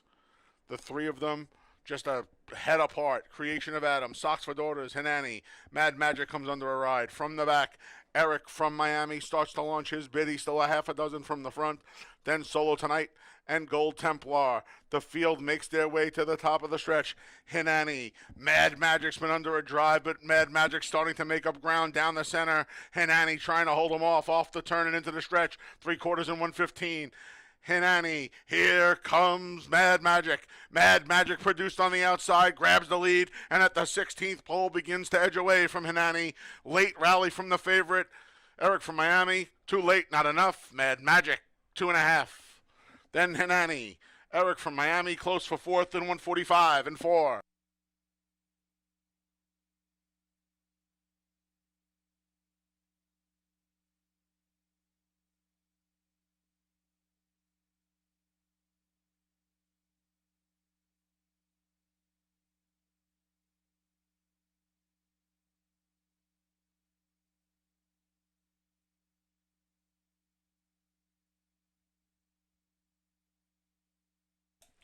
Number 7, Mad Magic was first. 6, Hinani was second. 4, Eric from Miami third. It's a photo for fourth.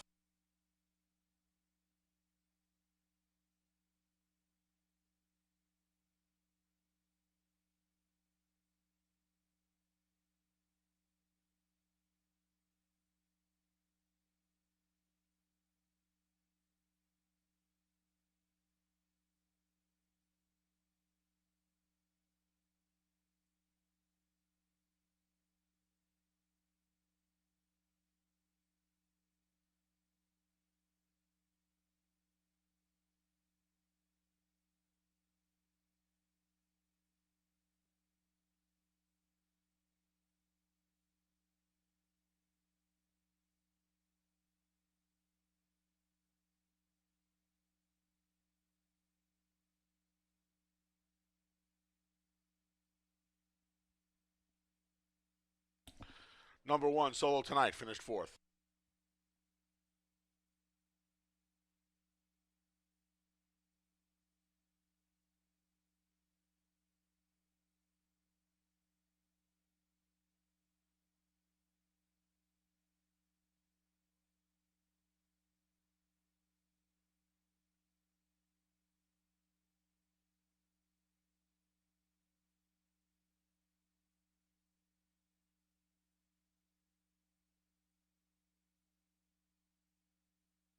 Returning to the winner's circles with number 7, Mad Magic. 5-year-old Geldings of Son of Munnings out of the Stormy Atlantic mare, Cool and Stormy. Mad Magic is owned by Saul J. Kuffelberg, trained by Michael S. Ferraro, winning rider Harry Hernandez, and it's official.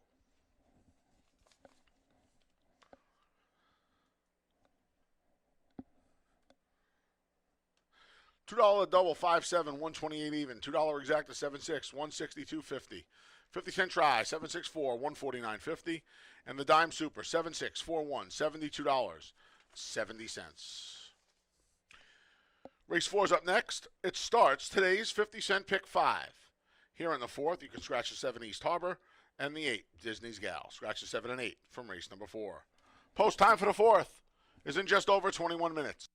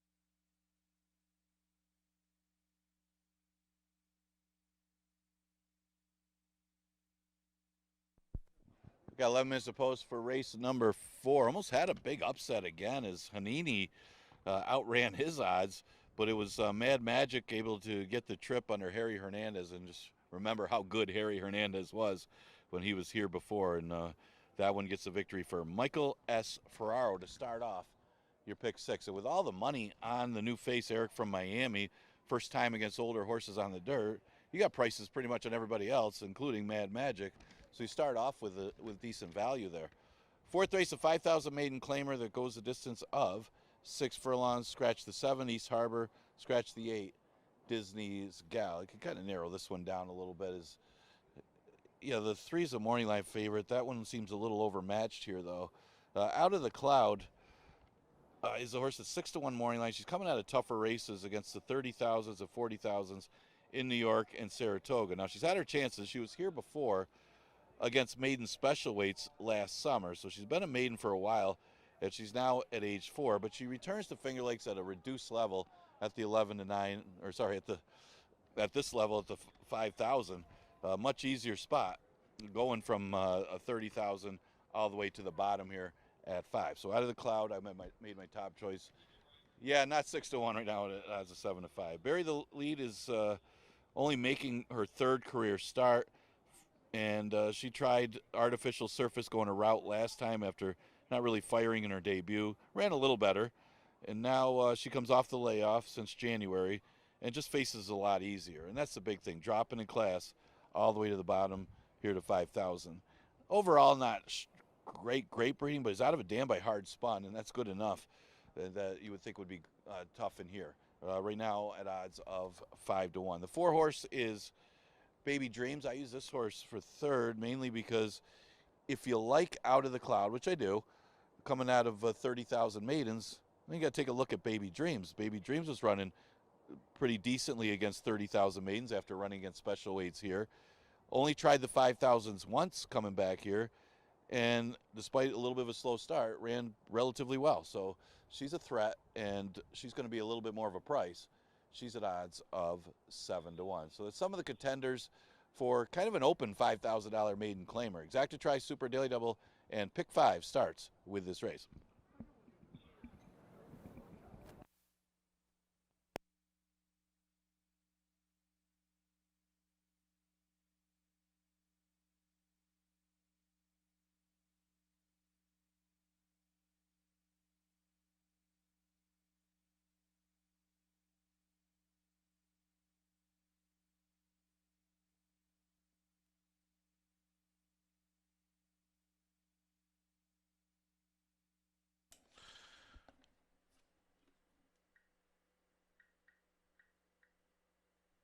All right, just about 7 minutes to post here. Kick off the pick 5. If you're alive in that pick 4, like I said, good luck. 3 of the runners, I believe it's the 1, 4, and 9, aren't even covered. It's 3 out of 4. So here in race 4, we'll kick off the pick 5, scratch the 7 and 8. There's another favorite in here that I don't have 1, 2, 3. I don't get Out of the Cloud. I went to the 5, Bury the Lead, first time on conventional dirt, first time out of the Chris Engelhardt barn. This horse ran on poly twice down in Florida, once last year, once this year. He will cut back to a sprint. He will try dirt for the first time. He's worked at several places. He was down at Mark Cassie's training center, and somewhere in that 2-month break between the workouts, he must have been transferred to Chris. And he's had 3 breezes. They've all been at Belmont Park over the training track, and now he winds up here for 5,000. Are those good signs? Probably not. But he's probably found his friends today. So we'll try Bury the Lead, Andre Worry, and Chris Engelhardt. They are currently on the board at 5-1. The 4, Bobby Dreams, first start for Lisa Reed. This horse is no stranger to Finger Lakes, 0 for 12. And the last start finished 3rd for the prior connections. First time at this level. Lisa's hit the board with 14 of her 16 runners to date. And this horse did not get away well last time, but recovered nicely and finished 3rd from the rail. A little post relief. I think this was probably a little bit of an easier overall field as well. And she's a hell of a price at 7-1. Put her second to 4, and then the 3, Soul Imperatrice. Had a couple of chances here so far at Finger Lakes. Broke really, really well from the rail last time. Shot to the top and tired late in the game. Two starts back, she dueled on the lead. She tired. That was in the slop. Maybe the third time here at Finger Lakes is the charm. Jim Aquilano's been stuck at 1991. He's closing in on 2,000 career wins at 5-1. Sol Imperatrice with Michael DeVilla Jr. may be the one. 5-4-3. Listen, if you want to use the favorite out of the cloud, be my guest. A couple of tries at Aqueduct and Saratoga as of late. He has done not done much running. He's been in Finger Lakes 0 for 4. That was last year and 2 years ago. We'll see how she does in this heated even money. 5-4-3 for me. Best of luck if you're playing the pick 5. Starts in a little over 5 minutes as the field makes its way to the track.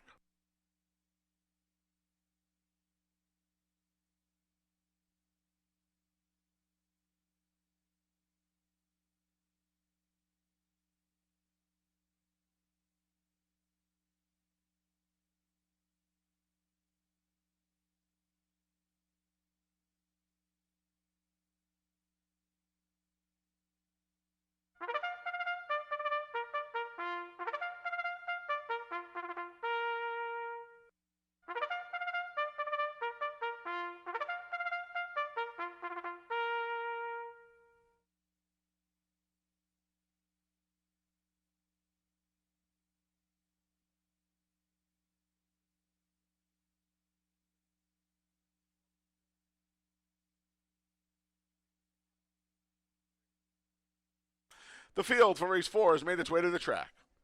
Here's the one, Not Afraid to Charge, with Stephen Frett. The 2 is Disco Princess with Cabercoa.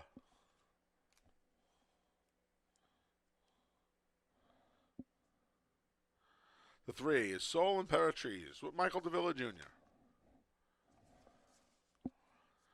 The 4 is Baby Dreams with Kevin Navarro.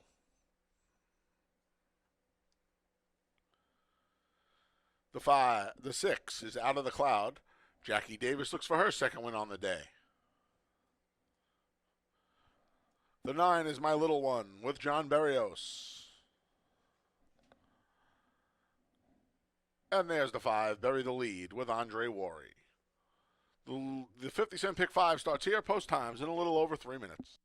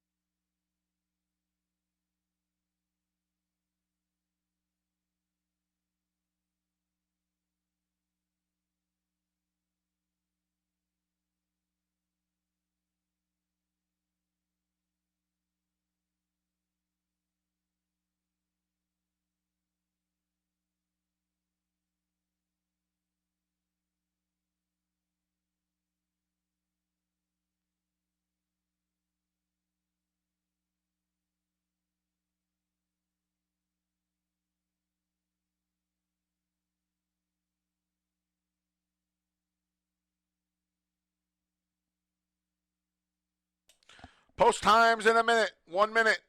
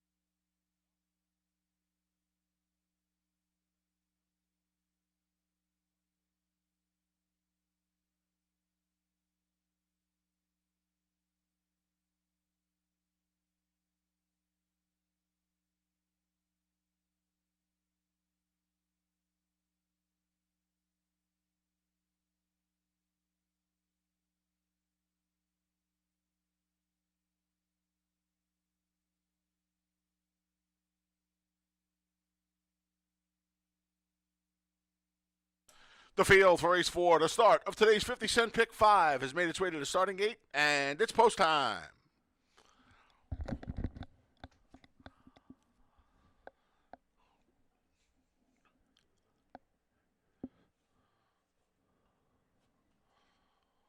Long shot, not afraid to charge. Goes in first in the field of 7. Here's Disco Princess.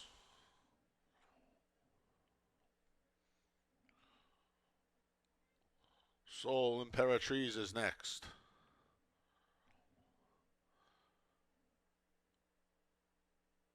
Baby Dreams goes forward.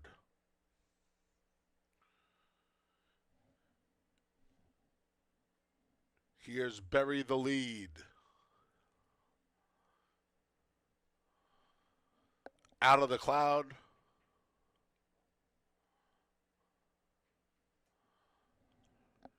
Last one to load is Big Long Shot, my little one.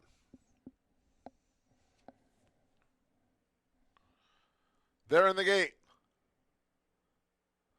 And they're off. Last in, first out. My little one right to the lead. Here's Soul Imperatrice to encounter her immediately and take over the lead. From the rail, not afraid to charge. And between Disco Princess is 4th. Back in 5th is Bury the Lead. Then Out of the Cloud. And the trailer is Baby Dreams. Soul Imperatrice hooks up here with Not Afraid to Charge. They go the opening quarter in 23-1. In between horses is My Little One. My Little One in a little bit of a jam there. She backed up to the outside. Making up ground now is Bury the Lead. Bury the Lead giving chase after Soul Imperatrice. Along the inside, Not Afraid to Charge, back pedals, split by Disco Princess. They come off the turn and into the stretch through a 47 1/2. Soul Imperatrice trying to see it through here, but Bury the Lead just came up the inside, and Bury the Lead took the lead. Soul Imperatrice battles the back. Bury the Lead inside. Soul Imperatrice outside. They hook up again. Soul Imperatrice takes the lead away from Bury the Lead. Gutsy effort here. Soul Imperatrice would not be denied today. Came back and put it on. Bury the Lead. Tight for third between Out of the Cloud and Disco Princess in 114 and 4.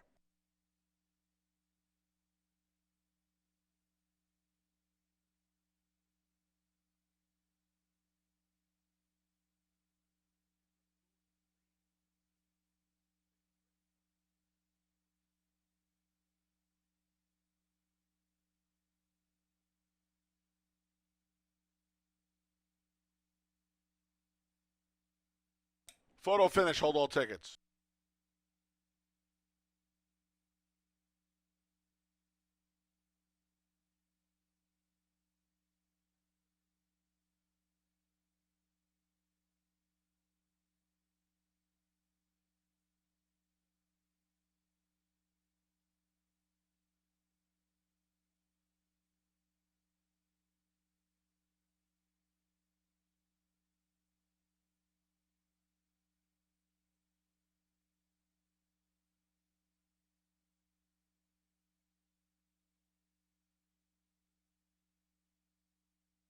Number 3, Soul Imperatrice was first.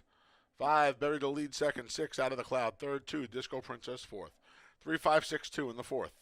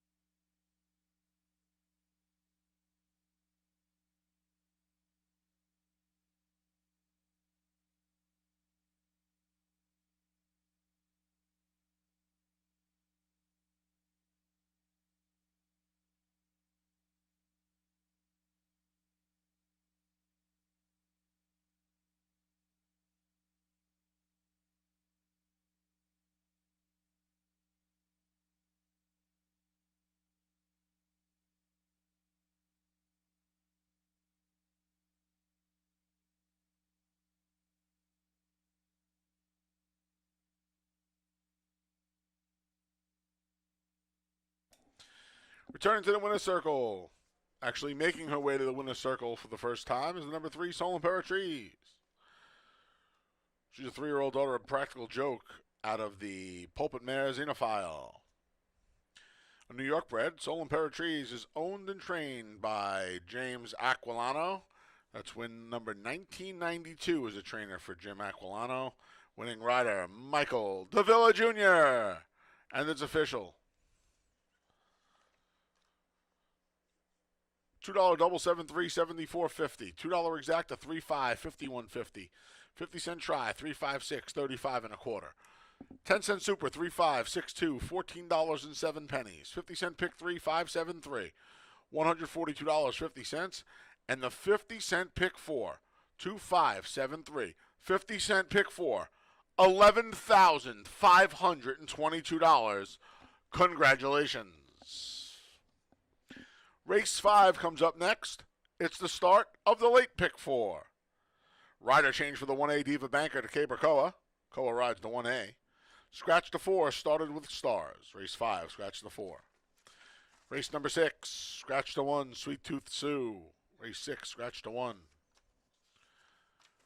Race 7, scratch the 3, First Sons. Race 7, scratch the 3.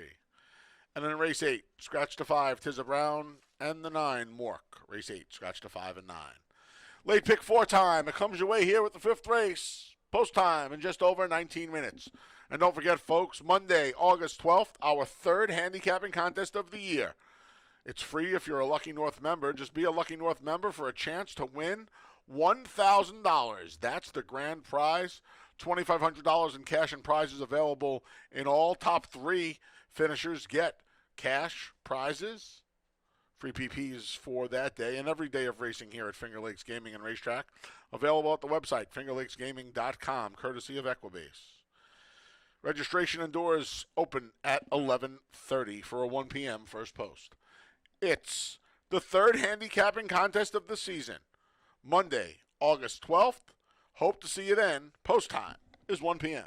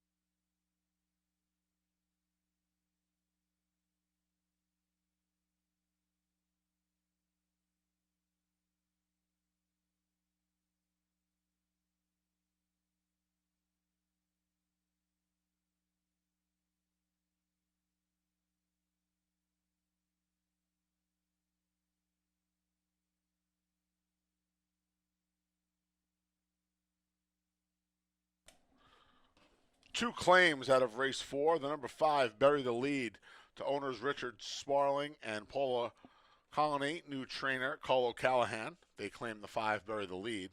And the 6, Out of the Cloud, to owner trainer Victor Dean III. He won a two-way shake. Those claims out of race number 4.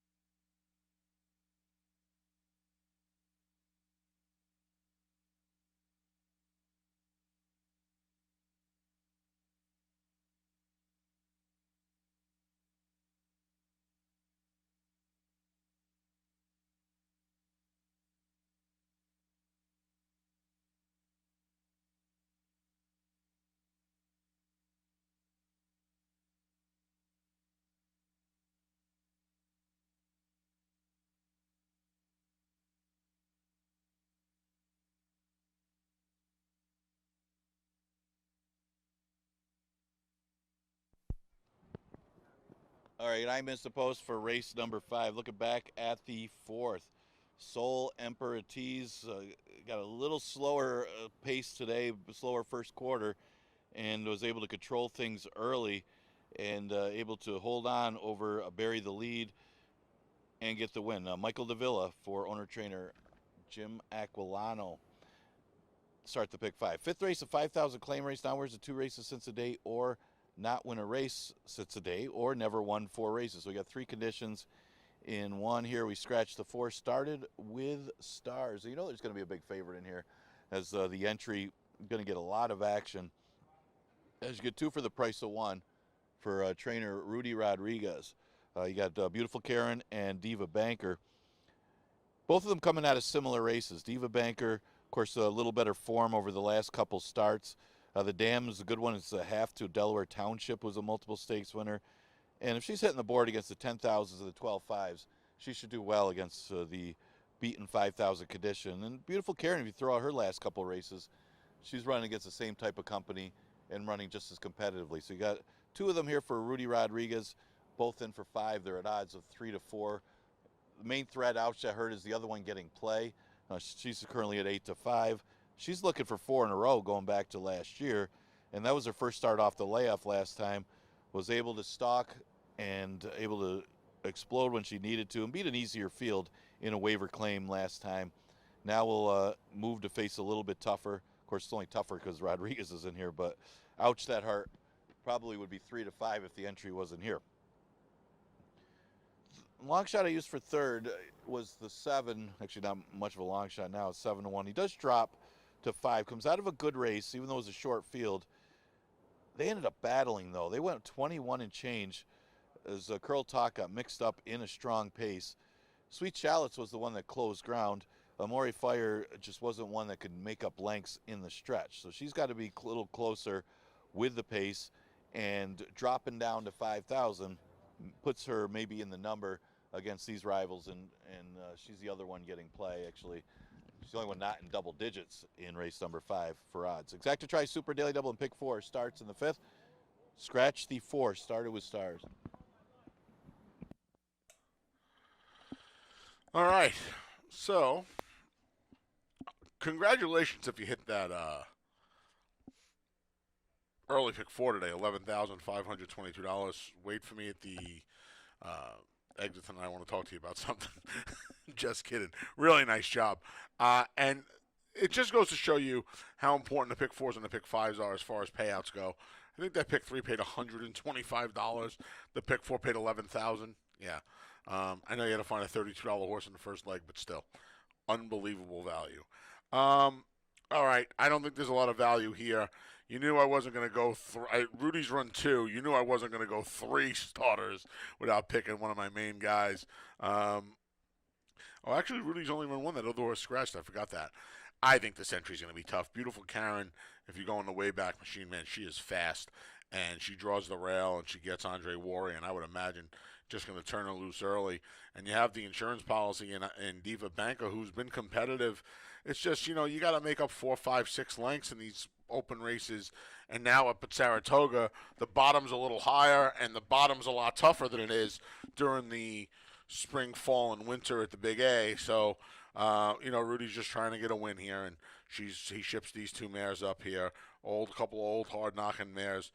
Between the 2 of them, they have earned over $600,000.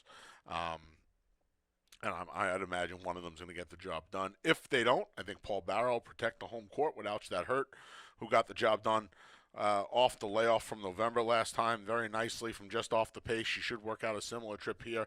You can't miss her, too. She's a race caller's dream. Big gray, almost white mare. She should be just off the pace, if not right on top of it. And then the 7 Amore Fire made some sense here as well. She's raced nicely since coming back from the layoff for Jim Aquilano, who's 8 away from 2,000. She cuts in half from the 11 to the 5. 137 looks a little chalky to me here.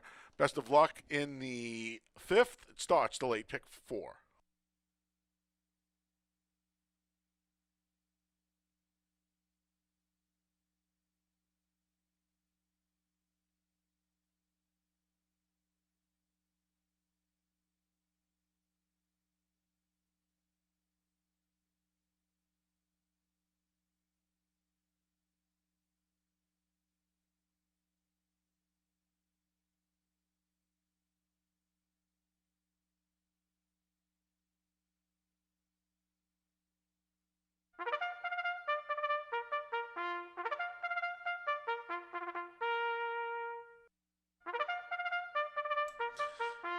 The field for race 5, the start of the late pick 4, has made its way to the track.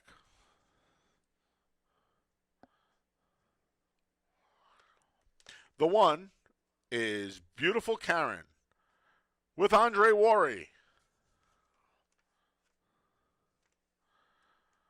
The 1A is Diva Banker with Cabracoa.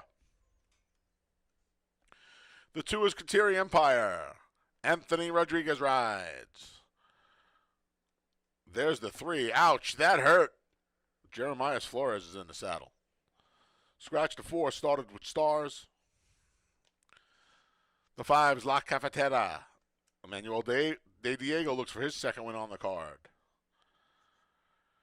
The 6 is Sabrine with Luis Perez.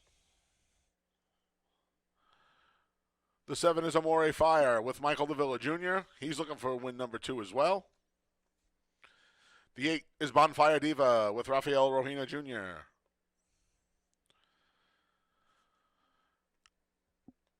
And the 9's Let's Maga with Kevin Navarro.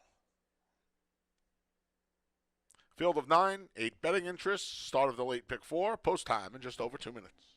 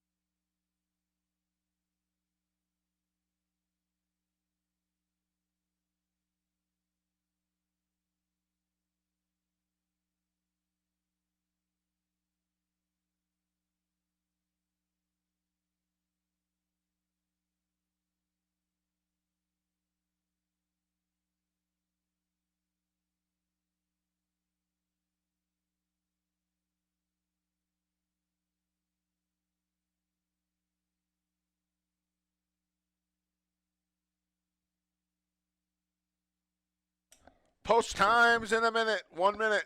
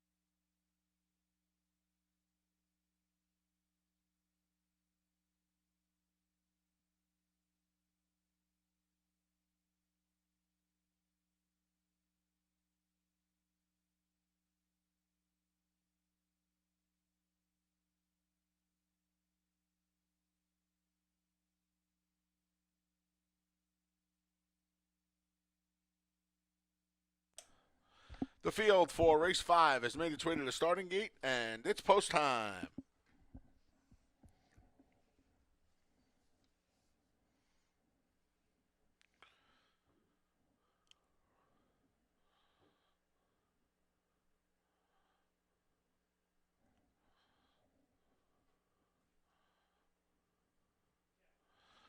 Beautiful Karen, part of the entry to first to load.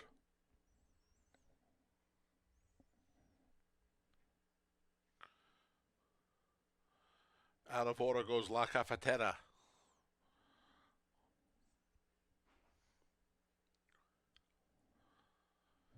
Here's Kateri Empire at a big price.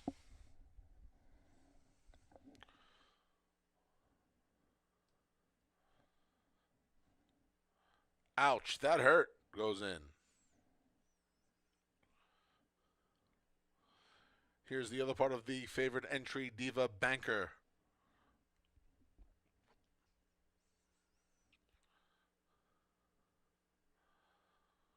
Sabrine goes forward. One of two for Jim Aquilano, who also trains Amore Fire, just loaded. Bonfire. Diva goes in. Last to loads, Let's Maga. They're in the gate.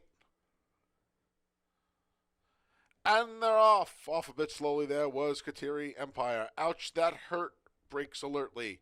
Now towards the rail, here goes Beautiful Karen. And Beautiful Karen and Andre Worry have the lead.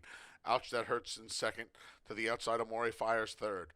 Bonfire Diva follows in fourth. The other part of the entry, Diva Banca, moves up into fifth.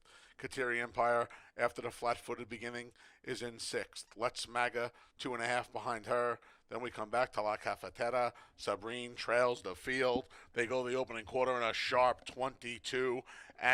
Beautiful Karen midway on the turn, flaunting her speed today. She has a length and a half lead. Ouch, that hurt. Comes a calling up the inside. Diva Banker trying to make some ground up on her entry man. Ouch, that hurts. Off the turn and into the stretch. Ouch, that hurt. Just took the lead away from Beautiful Karen.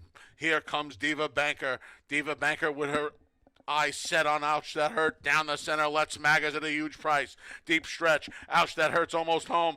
Let's Maga's flying. Ouch, that hurt. Let's Maga. Let's Maga. Let's go. Let's Maga is 17-1. And she takes the fifth by 3 parts of a length. Diva Banker got second over Ouch, that hurt in 106-3.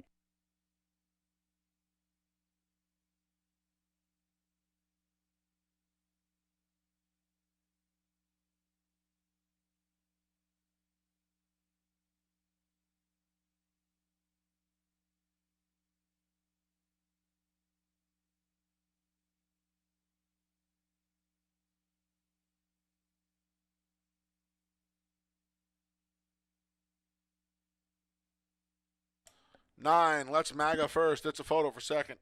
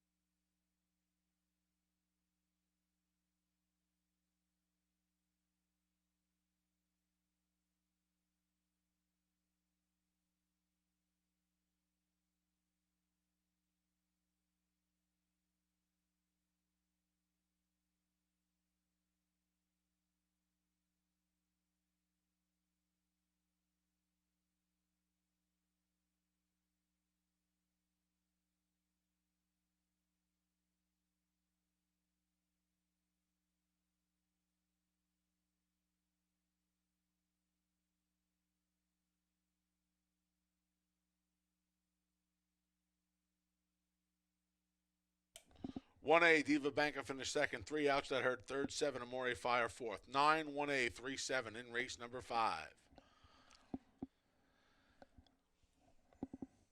Returning to the winner's circle is the number 9, Let's Maga.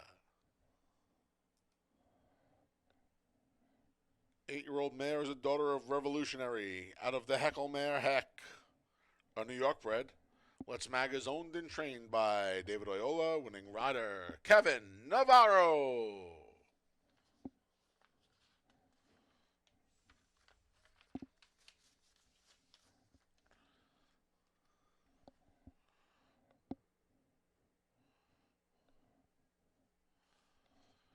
$2 double 3-9, 105.50. $2 exact and 9-1, even.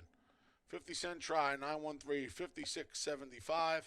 10-cent super, 9137, 37.75. And the 50-cent pick three, 739, $416.25. Race 6 comes up next. It kicks off the final pick three of the day. Scratch to 1, Sweet Tooth Sue. Race 6, scratch to 1. Post time for race 6 is in just over 21 minutes.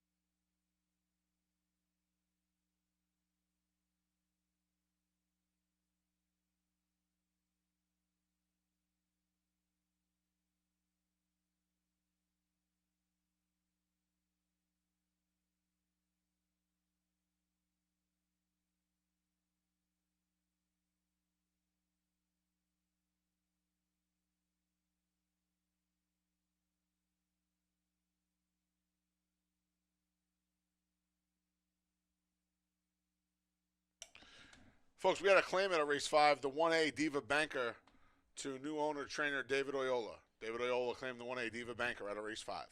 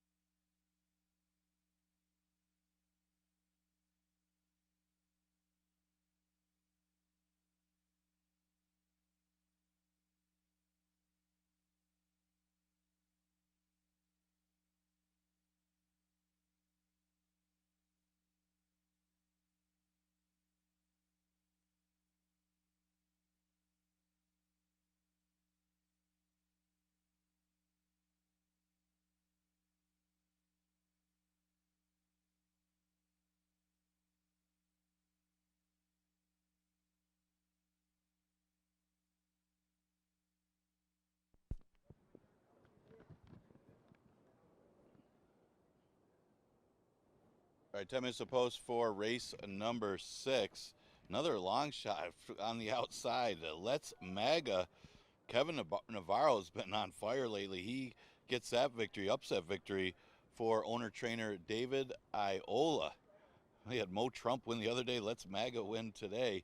That one, a $37 winner, upsets Rudy Rodriguez at Tridiva Banker, and adds to the price parade today, as we've had some good prices on this Wednesday card. All right, let's look at the 6. Exacta Tri Super Daily Double and Pick 3 starts in the 6. It's a never win 3 condition, going 5.5. Scratch the 1. Sweet Tooth. So just got a late scratch here. Looks like the 9, All About Bella, is going to scratch out of race number 6. All About Bella, just heard over the loudspeaker, is going to scratch in race number 6. Okay, well, still a pretty wide open group, and even if the horses scratch, we get down to 9 betting interests. And got a little bit of price on the board as my top choice. It's one of those races, although I don't know if being inside is going to be good today, but yeah, Kevin Navarro just won aboard Laughter, who drops in class here to 5,000 after running behind Dale Avenue, took advantage of a speed track, and that horse is going pretty good. Dale Avenue has won like 3 in a row. The horse is sharp right now.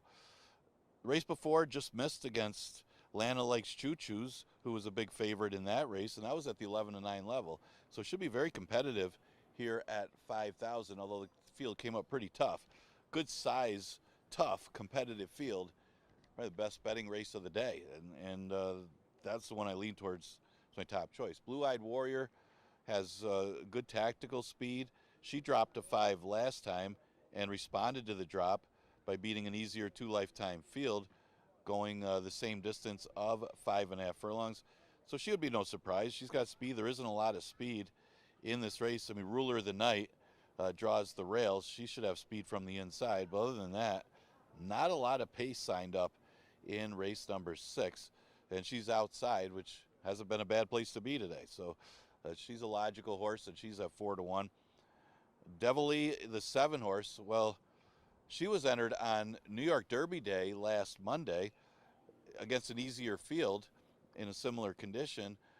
But unfortunately, that's when we got the storm right after the 8th race. So they ended up canceling the 9th race. So she had to re-enter, and she's in this spot, which ended up a lot tougher. But she's still got to be considered in here at the reduced level as she returns to Finger Lakes, where she was winless but against tougher competition when she was here before, and she's been putting up pretty decent numbers despite not winning in New York. She hasn't won since February, but does face a lot cheaper here, and that's why she's getting play at 5-2. She probably would have been 3-5 the other day.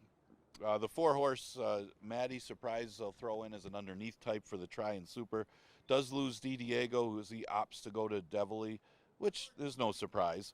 But this one has hit the board the last 2, kind of waking up a little bit, and ran behind a good one in Hypnocurrency, who was tough at that level. And before that, kind of followed the leader when they went very slow up front in 48.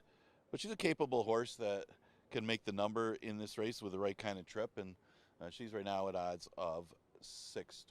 But pretty good betting race here in race number 6. Again, we just got the late scratch of the 9, All About Bella. Also scratched early, was a part of entry. Sweet Tooth Sue, Exacta Tri Super Daily Double, and Pick 3 starts in race number 6.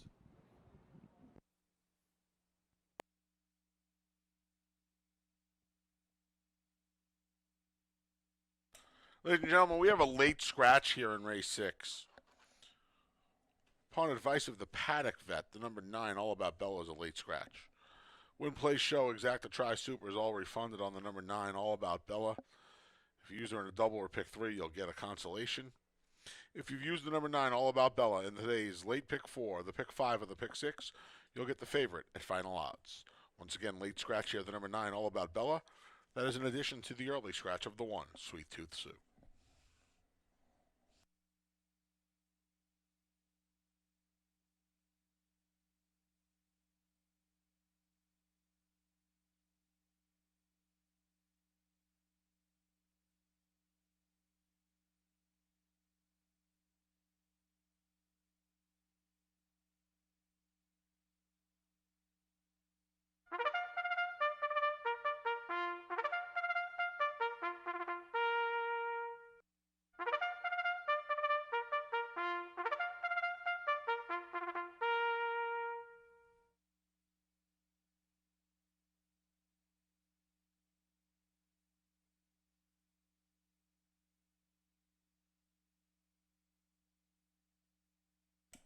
The field for race 6 is on the track.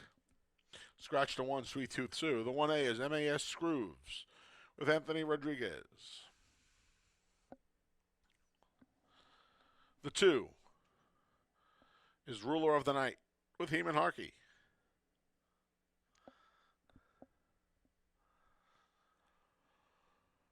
The 3 is Laughter with Kevin Navarro. The 4 is Maddie Surprise. Luis Perez rides.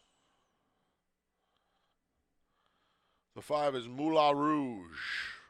Cabracoa.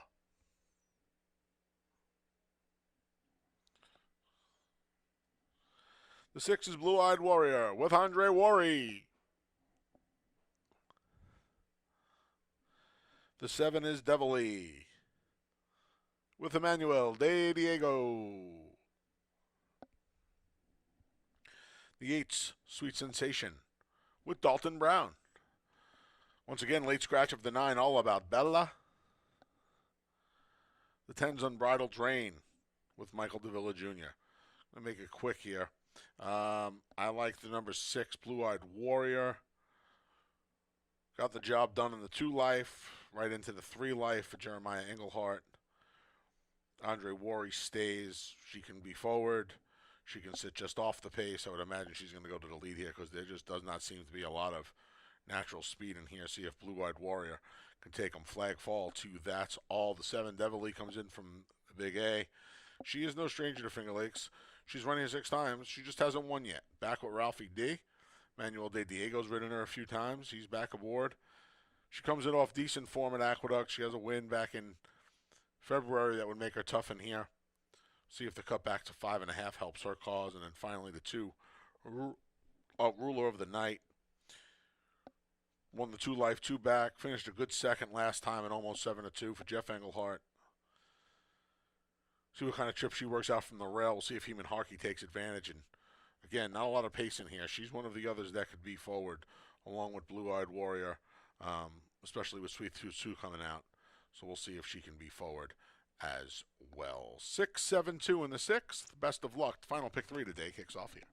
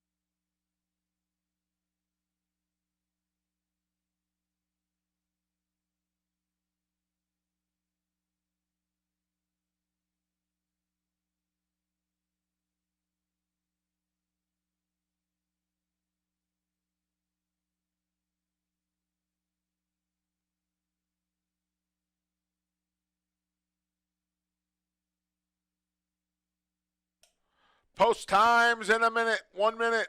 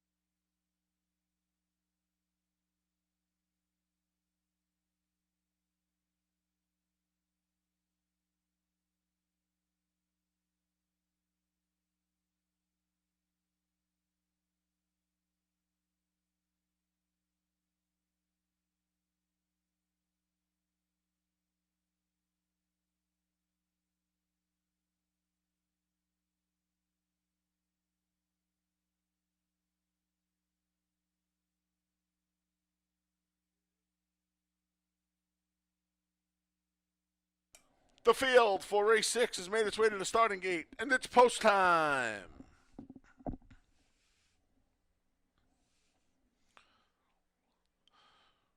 Pretty wide open tote board here.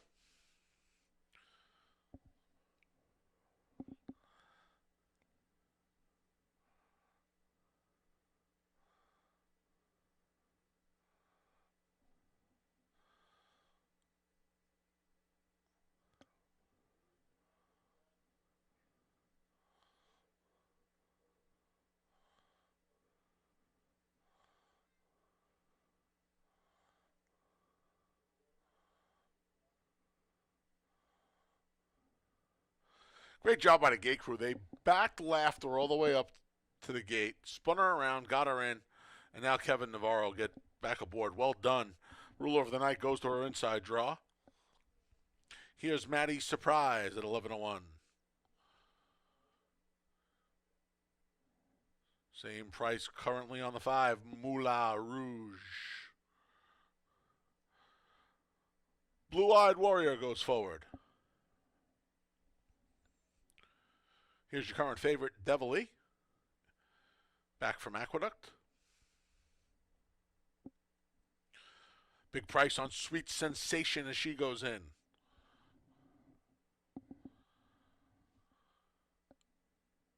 MAS Scrooves goes forward. Last to load is Long Shot Unbridled Drain.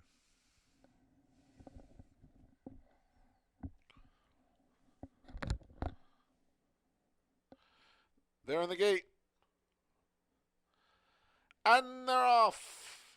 Last in, first out. Unbridled Drain showed some speed. Now the rest of them join her. Here comes Laughter between rivals at the rails. Ruler of the night. These two have a length on Moulin Rouge and Blue Eyed Warrior, who are third and fourth respectively. Then Devilly. To the far outside, MAS Scrooves. The 3 back markers are Maddie's Surprise, Sweet Sensation, and Unbridled Drain, who broke alertly. 22 and 3. Ruler of the night and Laughter going at it. They rip through that opening quarter. Here comes Blue Eyed Warrior rallying 3 wide. Devilly follows that move with a 4 wide bid.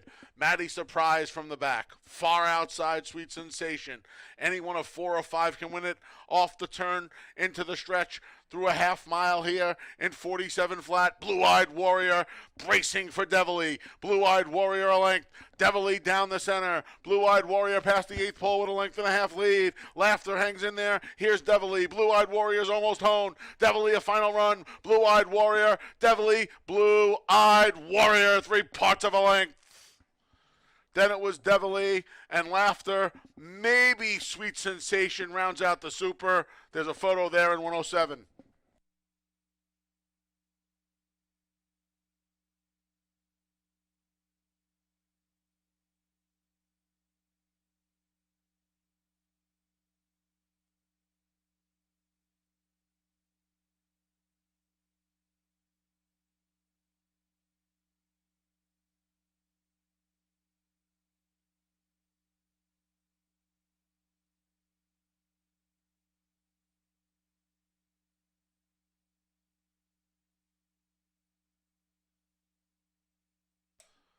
Number 6, Blue Eyed Warrior was first. 7, Devilly finished second. 3, Laughter third. It was the 8, Sweet Sensation fourth. 6, 7, 3, 8 here in race 6.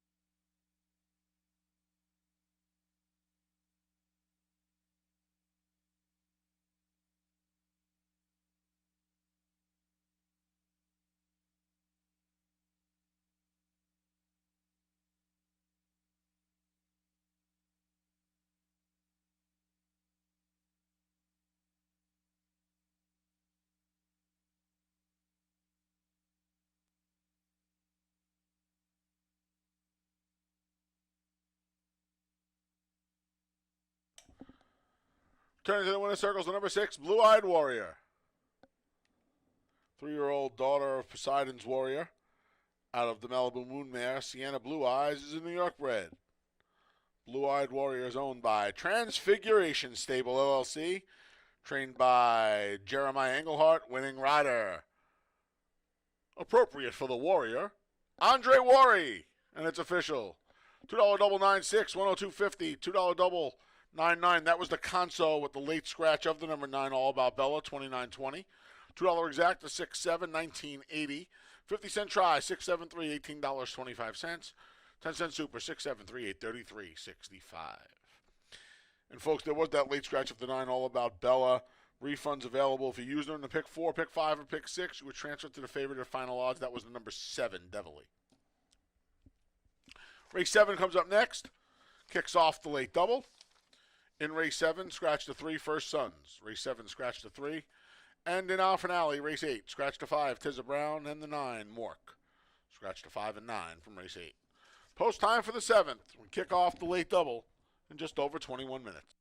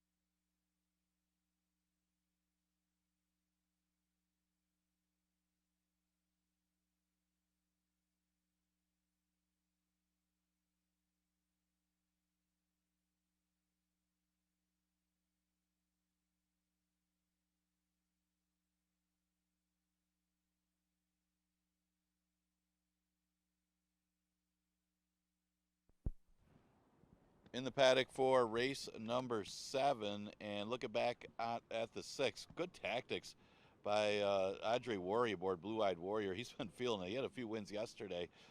He able to stalk a little more off of the pace as Laughter and Ruler of the Night were the two that went to the front end, and just riding the track is Andre Worry, stalk and getting first run on Devilly. It gets the victory for Jeremiah Engler. That's 2 in a row for Blue Eyed Warrior, who takes race number 6.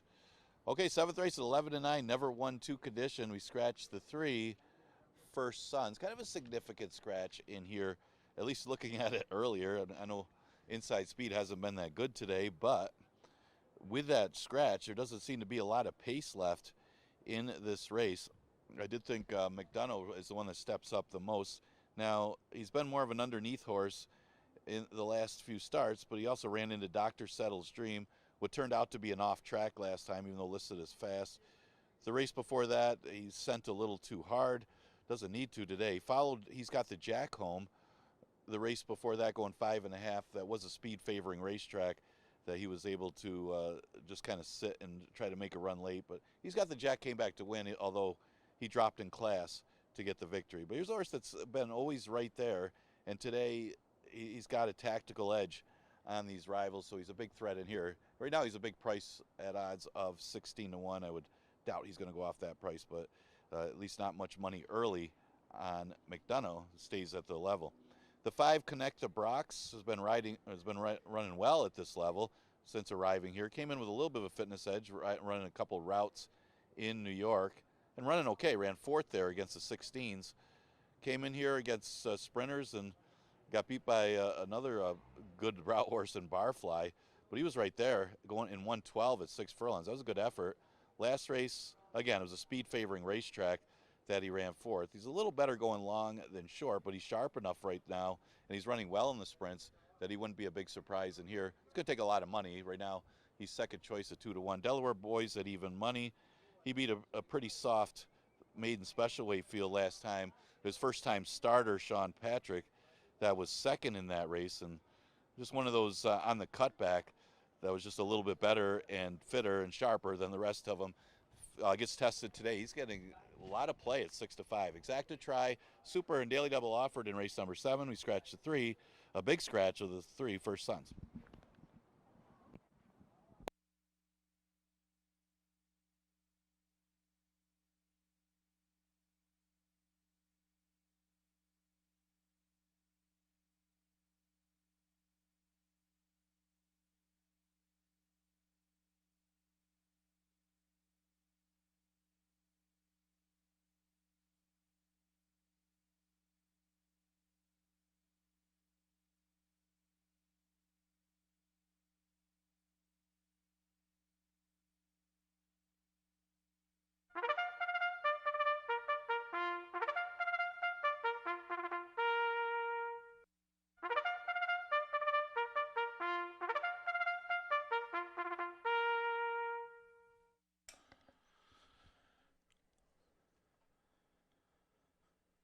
Field for race 7's out on the track.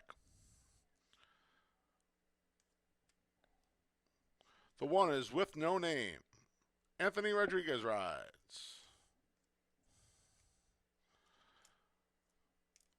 The 2 is Mortgage Rate with Emmanuel De Diego.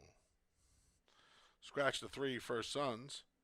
The 4 is Retail Man with Luis Perez. The 5s Connect the Brox with Jeremiah Flores. The 6 is McDonough. Carlos Camillo rides. The 7's Go Grad with Andre Worry. And the 8's the Delaware Boys, Kevin Navarro. Went to the number 5, Connect the Brox here for Paul Barrow. Third off the March layoff, just missed a couple of months. He wintered down at the Big A. Finished second to Barfly, who was winning 2 in a row, then came back, and I don't know what happened. He just moved too late, I thought. When he's got the Jack, got the money, he's got the Jack, going to come back to make it 2 in a row. finished behind McDonough that day, but I don't know. I think Flores just waited too long. Not really a knock on the ride. Just I think things unfolded a little more quickly than he thought, and just moved too late. So Connect the Brox, I think will be in closer proximity today. I think he can get the job done. He's 2-1. No great shakes at that price. The 4 was a little interesting. Retail man, first time in the barn of Beth Miller Saul, got beat just 2 1/4 lengths. Made up a lot of ground after just not breaking as alertly as you would like. Series of races down at Aqueduct on the turf and dirt throughout his career. And I think he found his friends up here in this level last time. Gets his second time here, first time from the barn. Perez got to know him last time. I think he's gonna rattle some cages at 4-1. And then we go to the 8, the favorite, the Delaware boys, who cut back, put the blinkers back on, and got the job done after a couple of failed attempts at a mile and 70. He's another one. He needs to be forward. I think they were a little lackadaisical with him going long. I think if they were more aggressive, may have had a different result, especially 3-back. And when he was on top of a quicker pace going short last time, he romped. He beat a first-time starter. Montauk Surf didn't come back to run that well. We'll see what kind of a race he exits. But I like the fact that Buckley placed him the right way. He didn't have any illusions about what he beat in the maiden special weight. He won the maiden special weight. He got the money that day, and he's right in for the $11,000 2 lifetime tag. Smart move. 5, 4, 8, very chalky in race 7 for me. Best of luck. This kicks off the late double.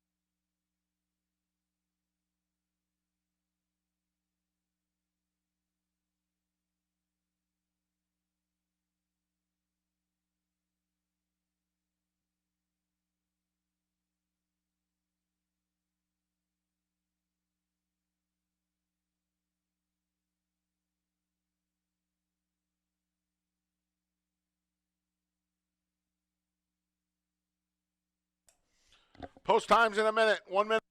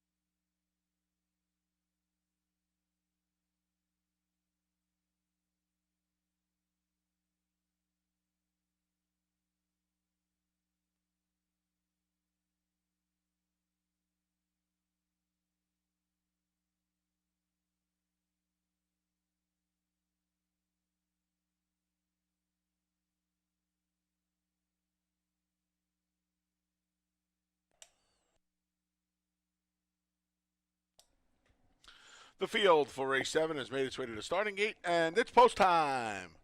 Set to kick off today's late double. Here's With No Name to load first.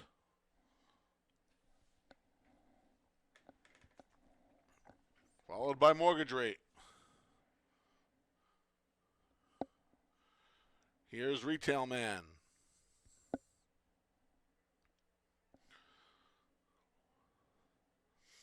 Connect the Brox goes forward.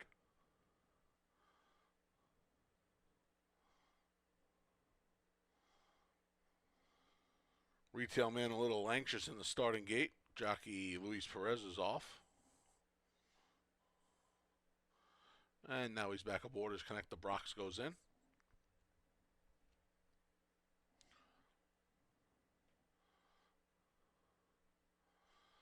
And now Mortgage Rate acts up a bit. And jockey Emmanuel De Diego's off as McDonough goes in. De Diego's back aboard Mortgage Rate. Last two to load to Go Grad.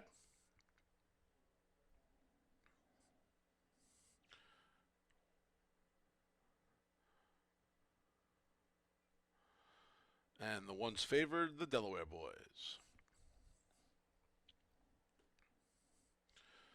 They're in the gate.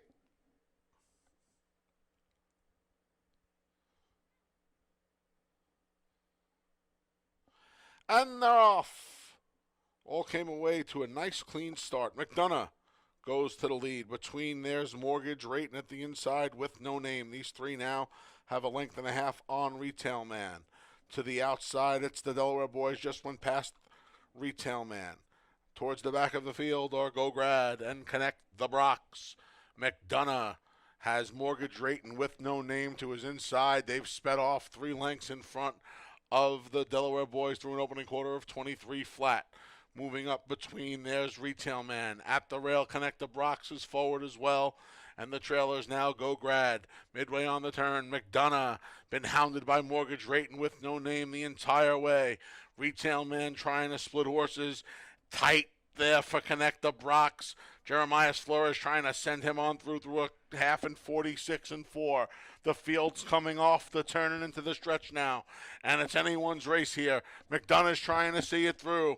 Between horses, here's Retail Man. Connect the Brox is on the lead. And the Delaware boys Connect the Brox. The Delaware boys down the center. Connect the Brox. The Delaware boys storms to the lead and edges away to win it by a length. The Delaware boys over Connect the Brox. It was dead tight for third. Retail Man inside of McDonough in 112 and 4.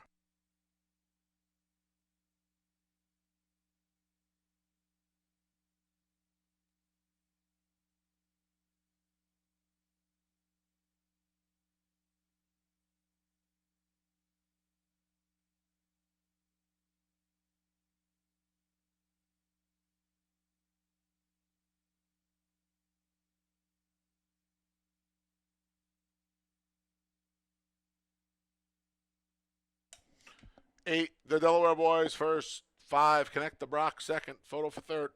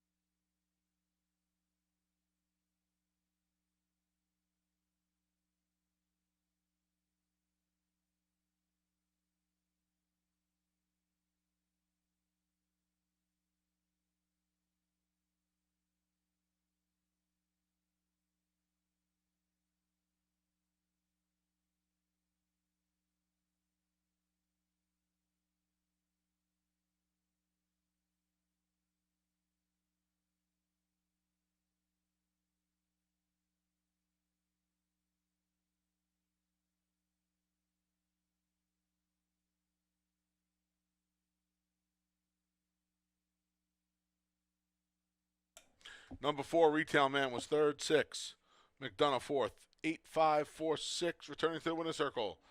So number 8, the Delaware boys. 3-0 Geldings, the son of Cloud Computing, out of the Street Sense mare Woodford T. A New York bred, the Delaware boys is owned by Clear Star Stables, Mitre Box Stable, and Big Toe Stable LLC. Trained by Jonathan Buckley. Winning rider, Kevin Navarro. 2 on the day for Kevin.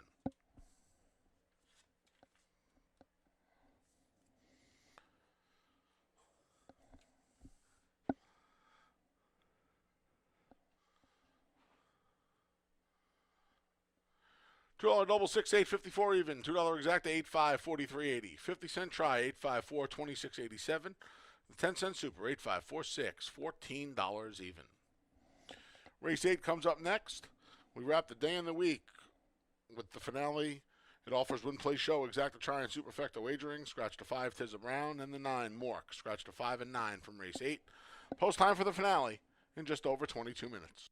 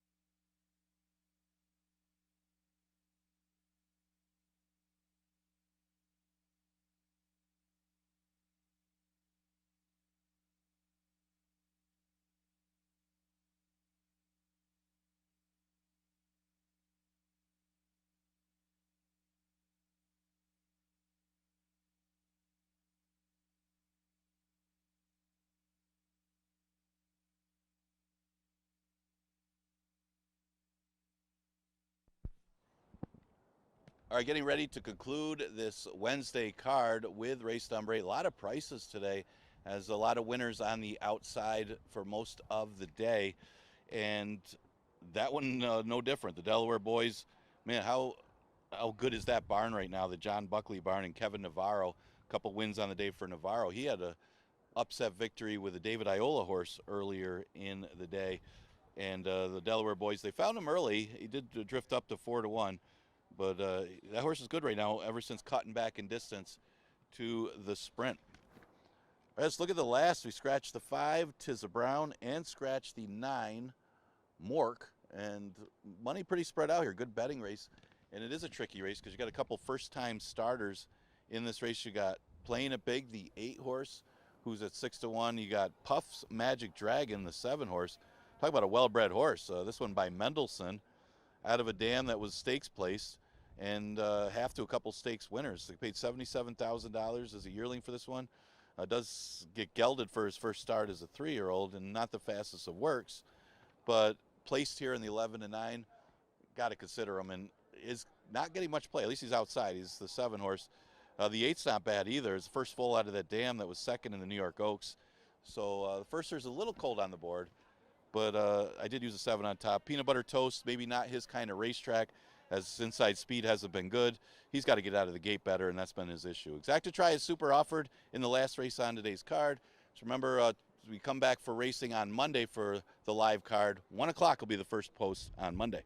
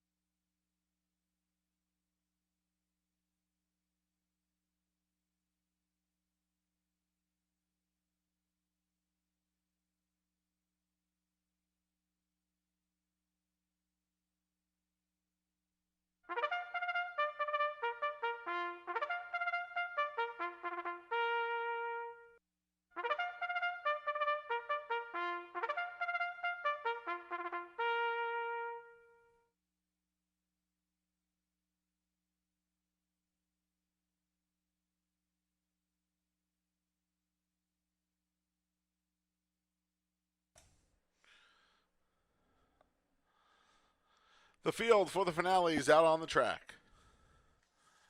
The 1 is More Valor with Stephen Frett.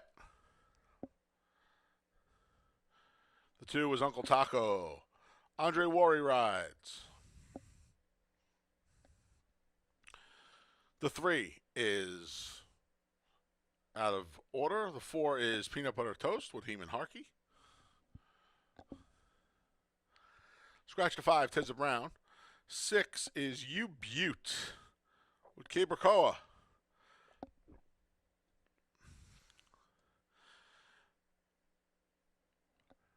The 8 is Playing It Big with Harry Hernandez. Scratch the 9, Mork.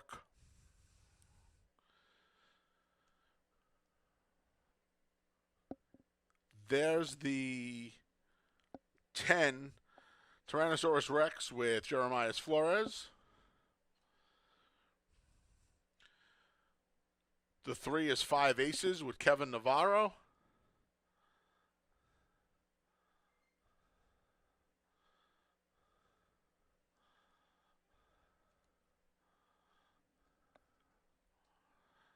And there's the 7, Puff's Magic Dragon with Emmanuel De Diego. All right, wrapping the week and the day here. Pick 5 carryover, folks. $4,857. Doesn't matter who wins this.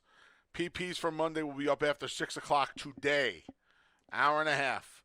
Start doping out Monday. Pick 5 carryover over $4,857. And finale time. Wow, You Butte. That's some price on You Butte. 6-1 right now. I'm sure it'll go down. We still got plenty of time to post. You Butte ships in for Michael Anthony Ferraro. She raced here one time. He raced here one time. It was last year. And he kind of left his race at the gate. Made a couple of starts down at the Big A to no avail. Now comes up here. He showed speed in 2 of his 3 starts. Now Michael Anthony Ferraro and Cabracoa, our leading trainer and jockey respectively, going to team up. Wow, that's a big price on this horse. And he's had gate issues throughout his career. Fractures here. He broke through the gate last time. If he can settle down, that might be a lot to ask.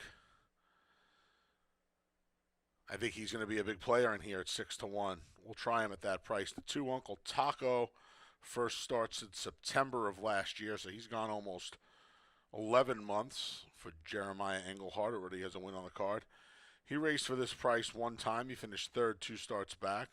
They put the blinkers on and tried him again in the special weight to no avail. He's been gone a while. He comes back. Maya doesn't have a great ROI, but he has good figures. He wins at just around 25% with horses off for 6+ months. And he has good numbers in the maiden claimant ranks as well. Uncle Taco on the board at 7-2, and then finally the 8. It's a wide open tote board here. Playing it big, first time starter for Saul Kuffelberg and Mike Ferraro Sr. They already won 1 on the card. Harry Hernandez has won 1 on the card. This is a bullet work out of the gate, 36-1. 2 works back. They breezed him 6 furlongs out of the gate last time. And he's only racing 5.5. That's an old school move. I love that move. And the 5.5 and the 6 furlong races kind of go hand in hand up here. It's whatever race really comes up. But I love the fact that he worked longer than he's going to run. He gets Harry Hernandez, who's come in riding well, and for Ferraro Senior, who's having a fantastic meet. 6-8. You can see the tote board, like I said, as wide open as it's going to get. Nobody's over 15-1. 6 of the runners are 6-1 or less. Should be a fun finale.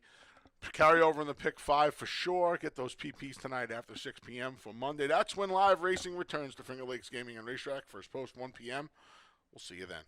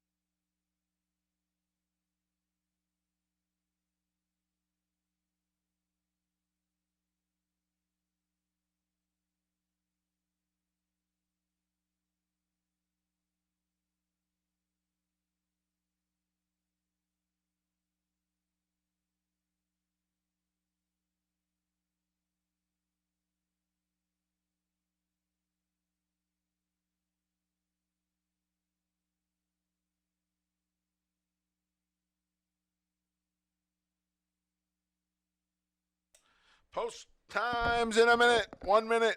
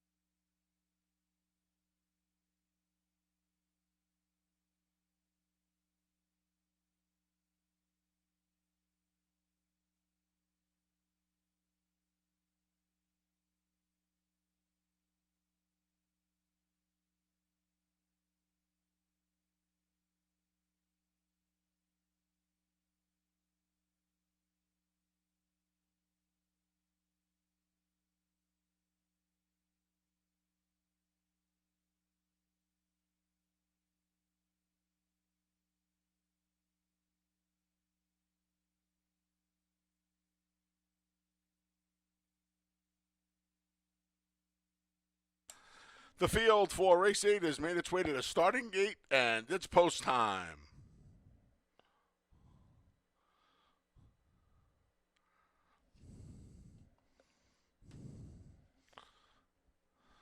Mr. More Valor goes in first, followed by Uncle Taco. 5 Aces. Pretty sure that's illegal. Goes in.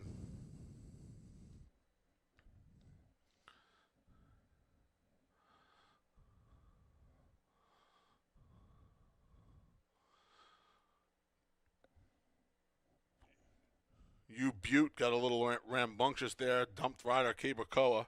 He seems to be okay as Peanut Butter Toast goes in.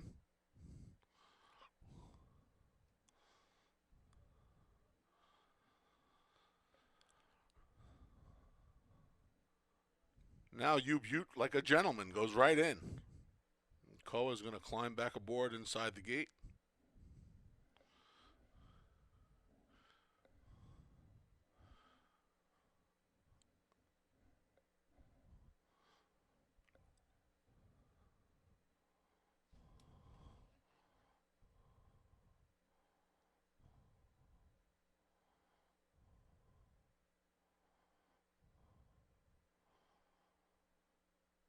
Puff's Magic Dragon goes in. Here's Playing It Big.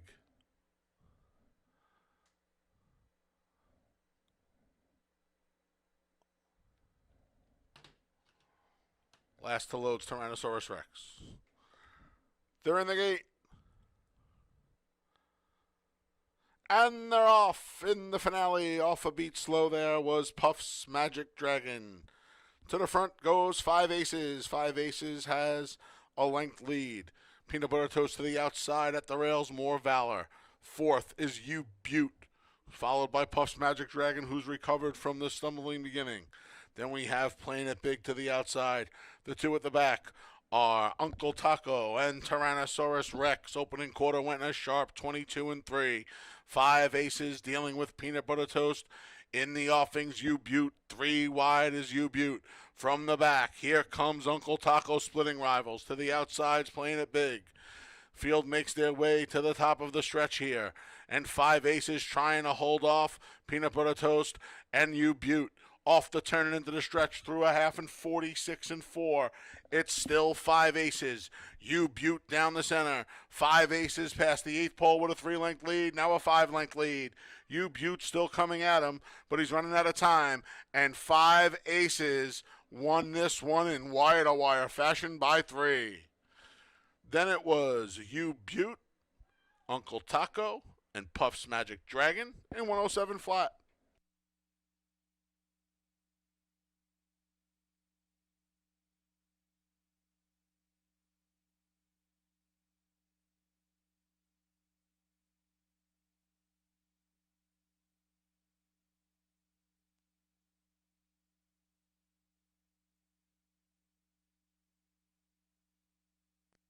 Number 3, 5 Aces was first. 6, You Butte second. 2, Uncle Taco third. Photo for fourth.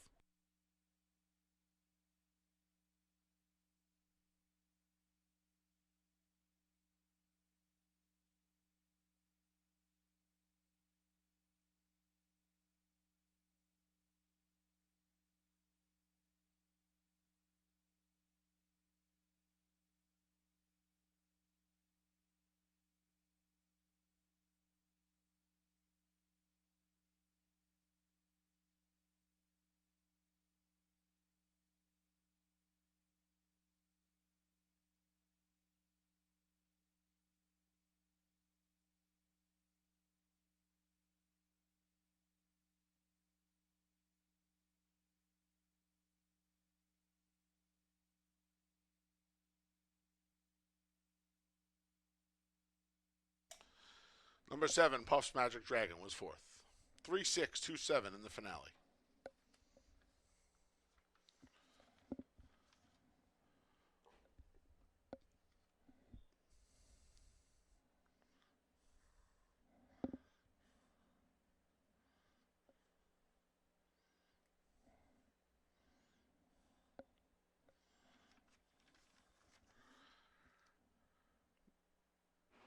Coming into the winner's circle for the first time is number 3, 5 Aces.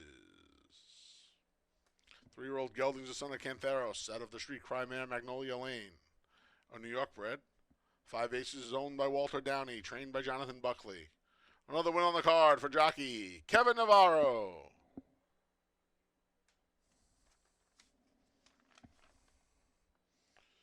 That was Kevin's 3rd win on the day. Congratulations.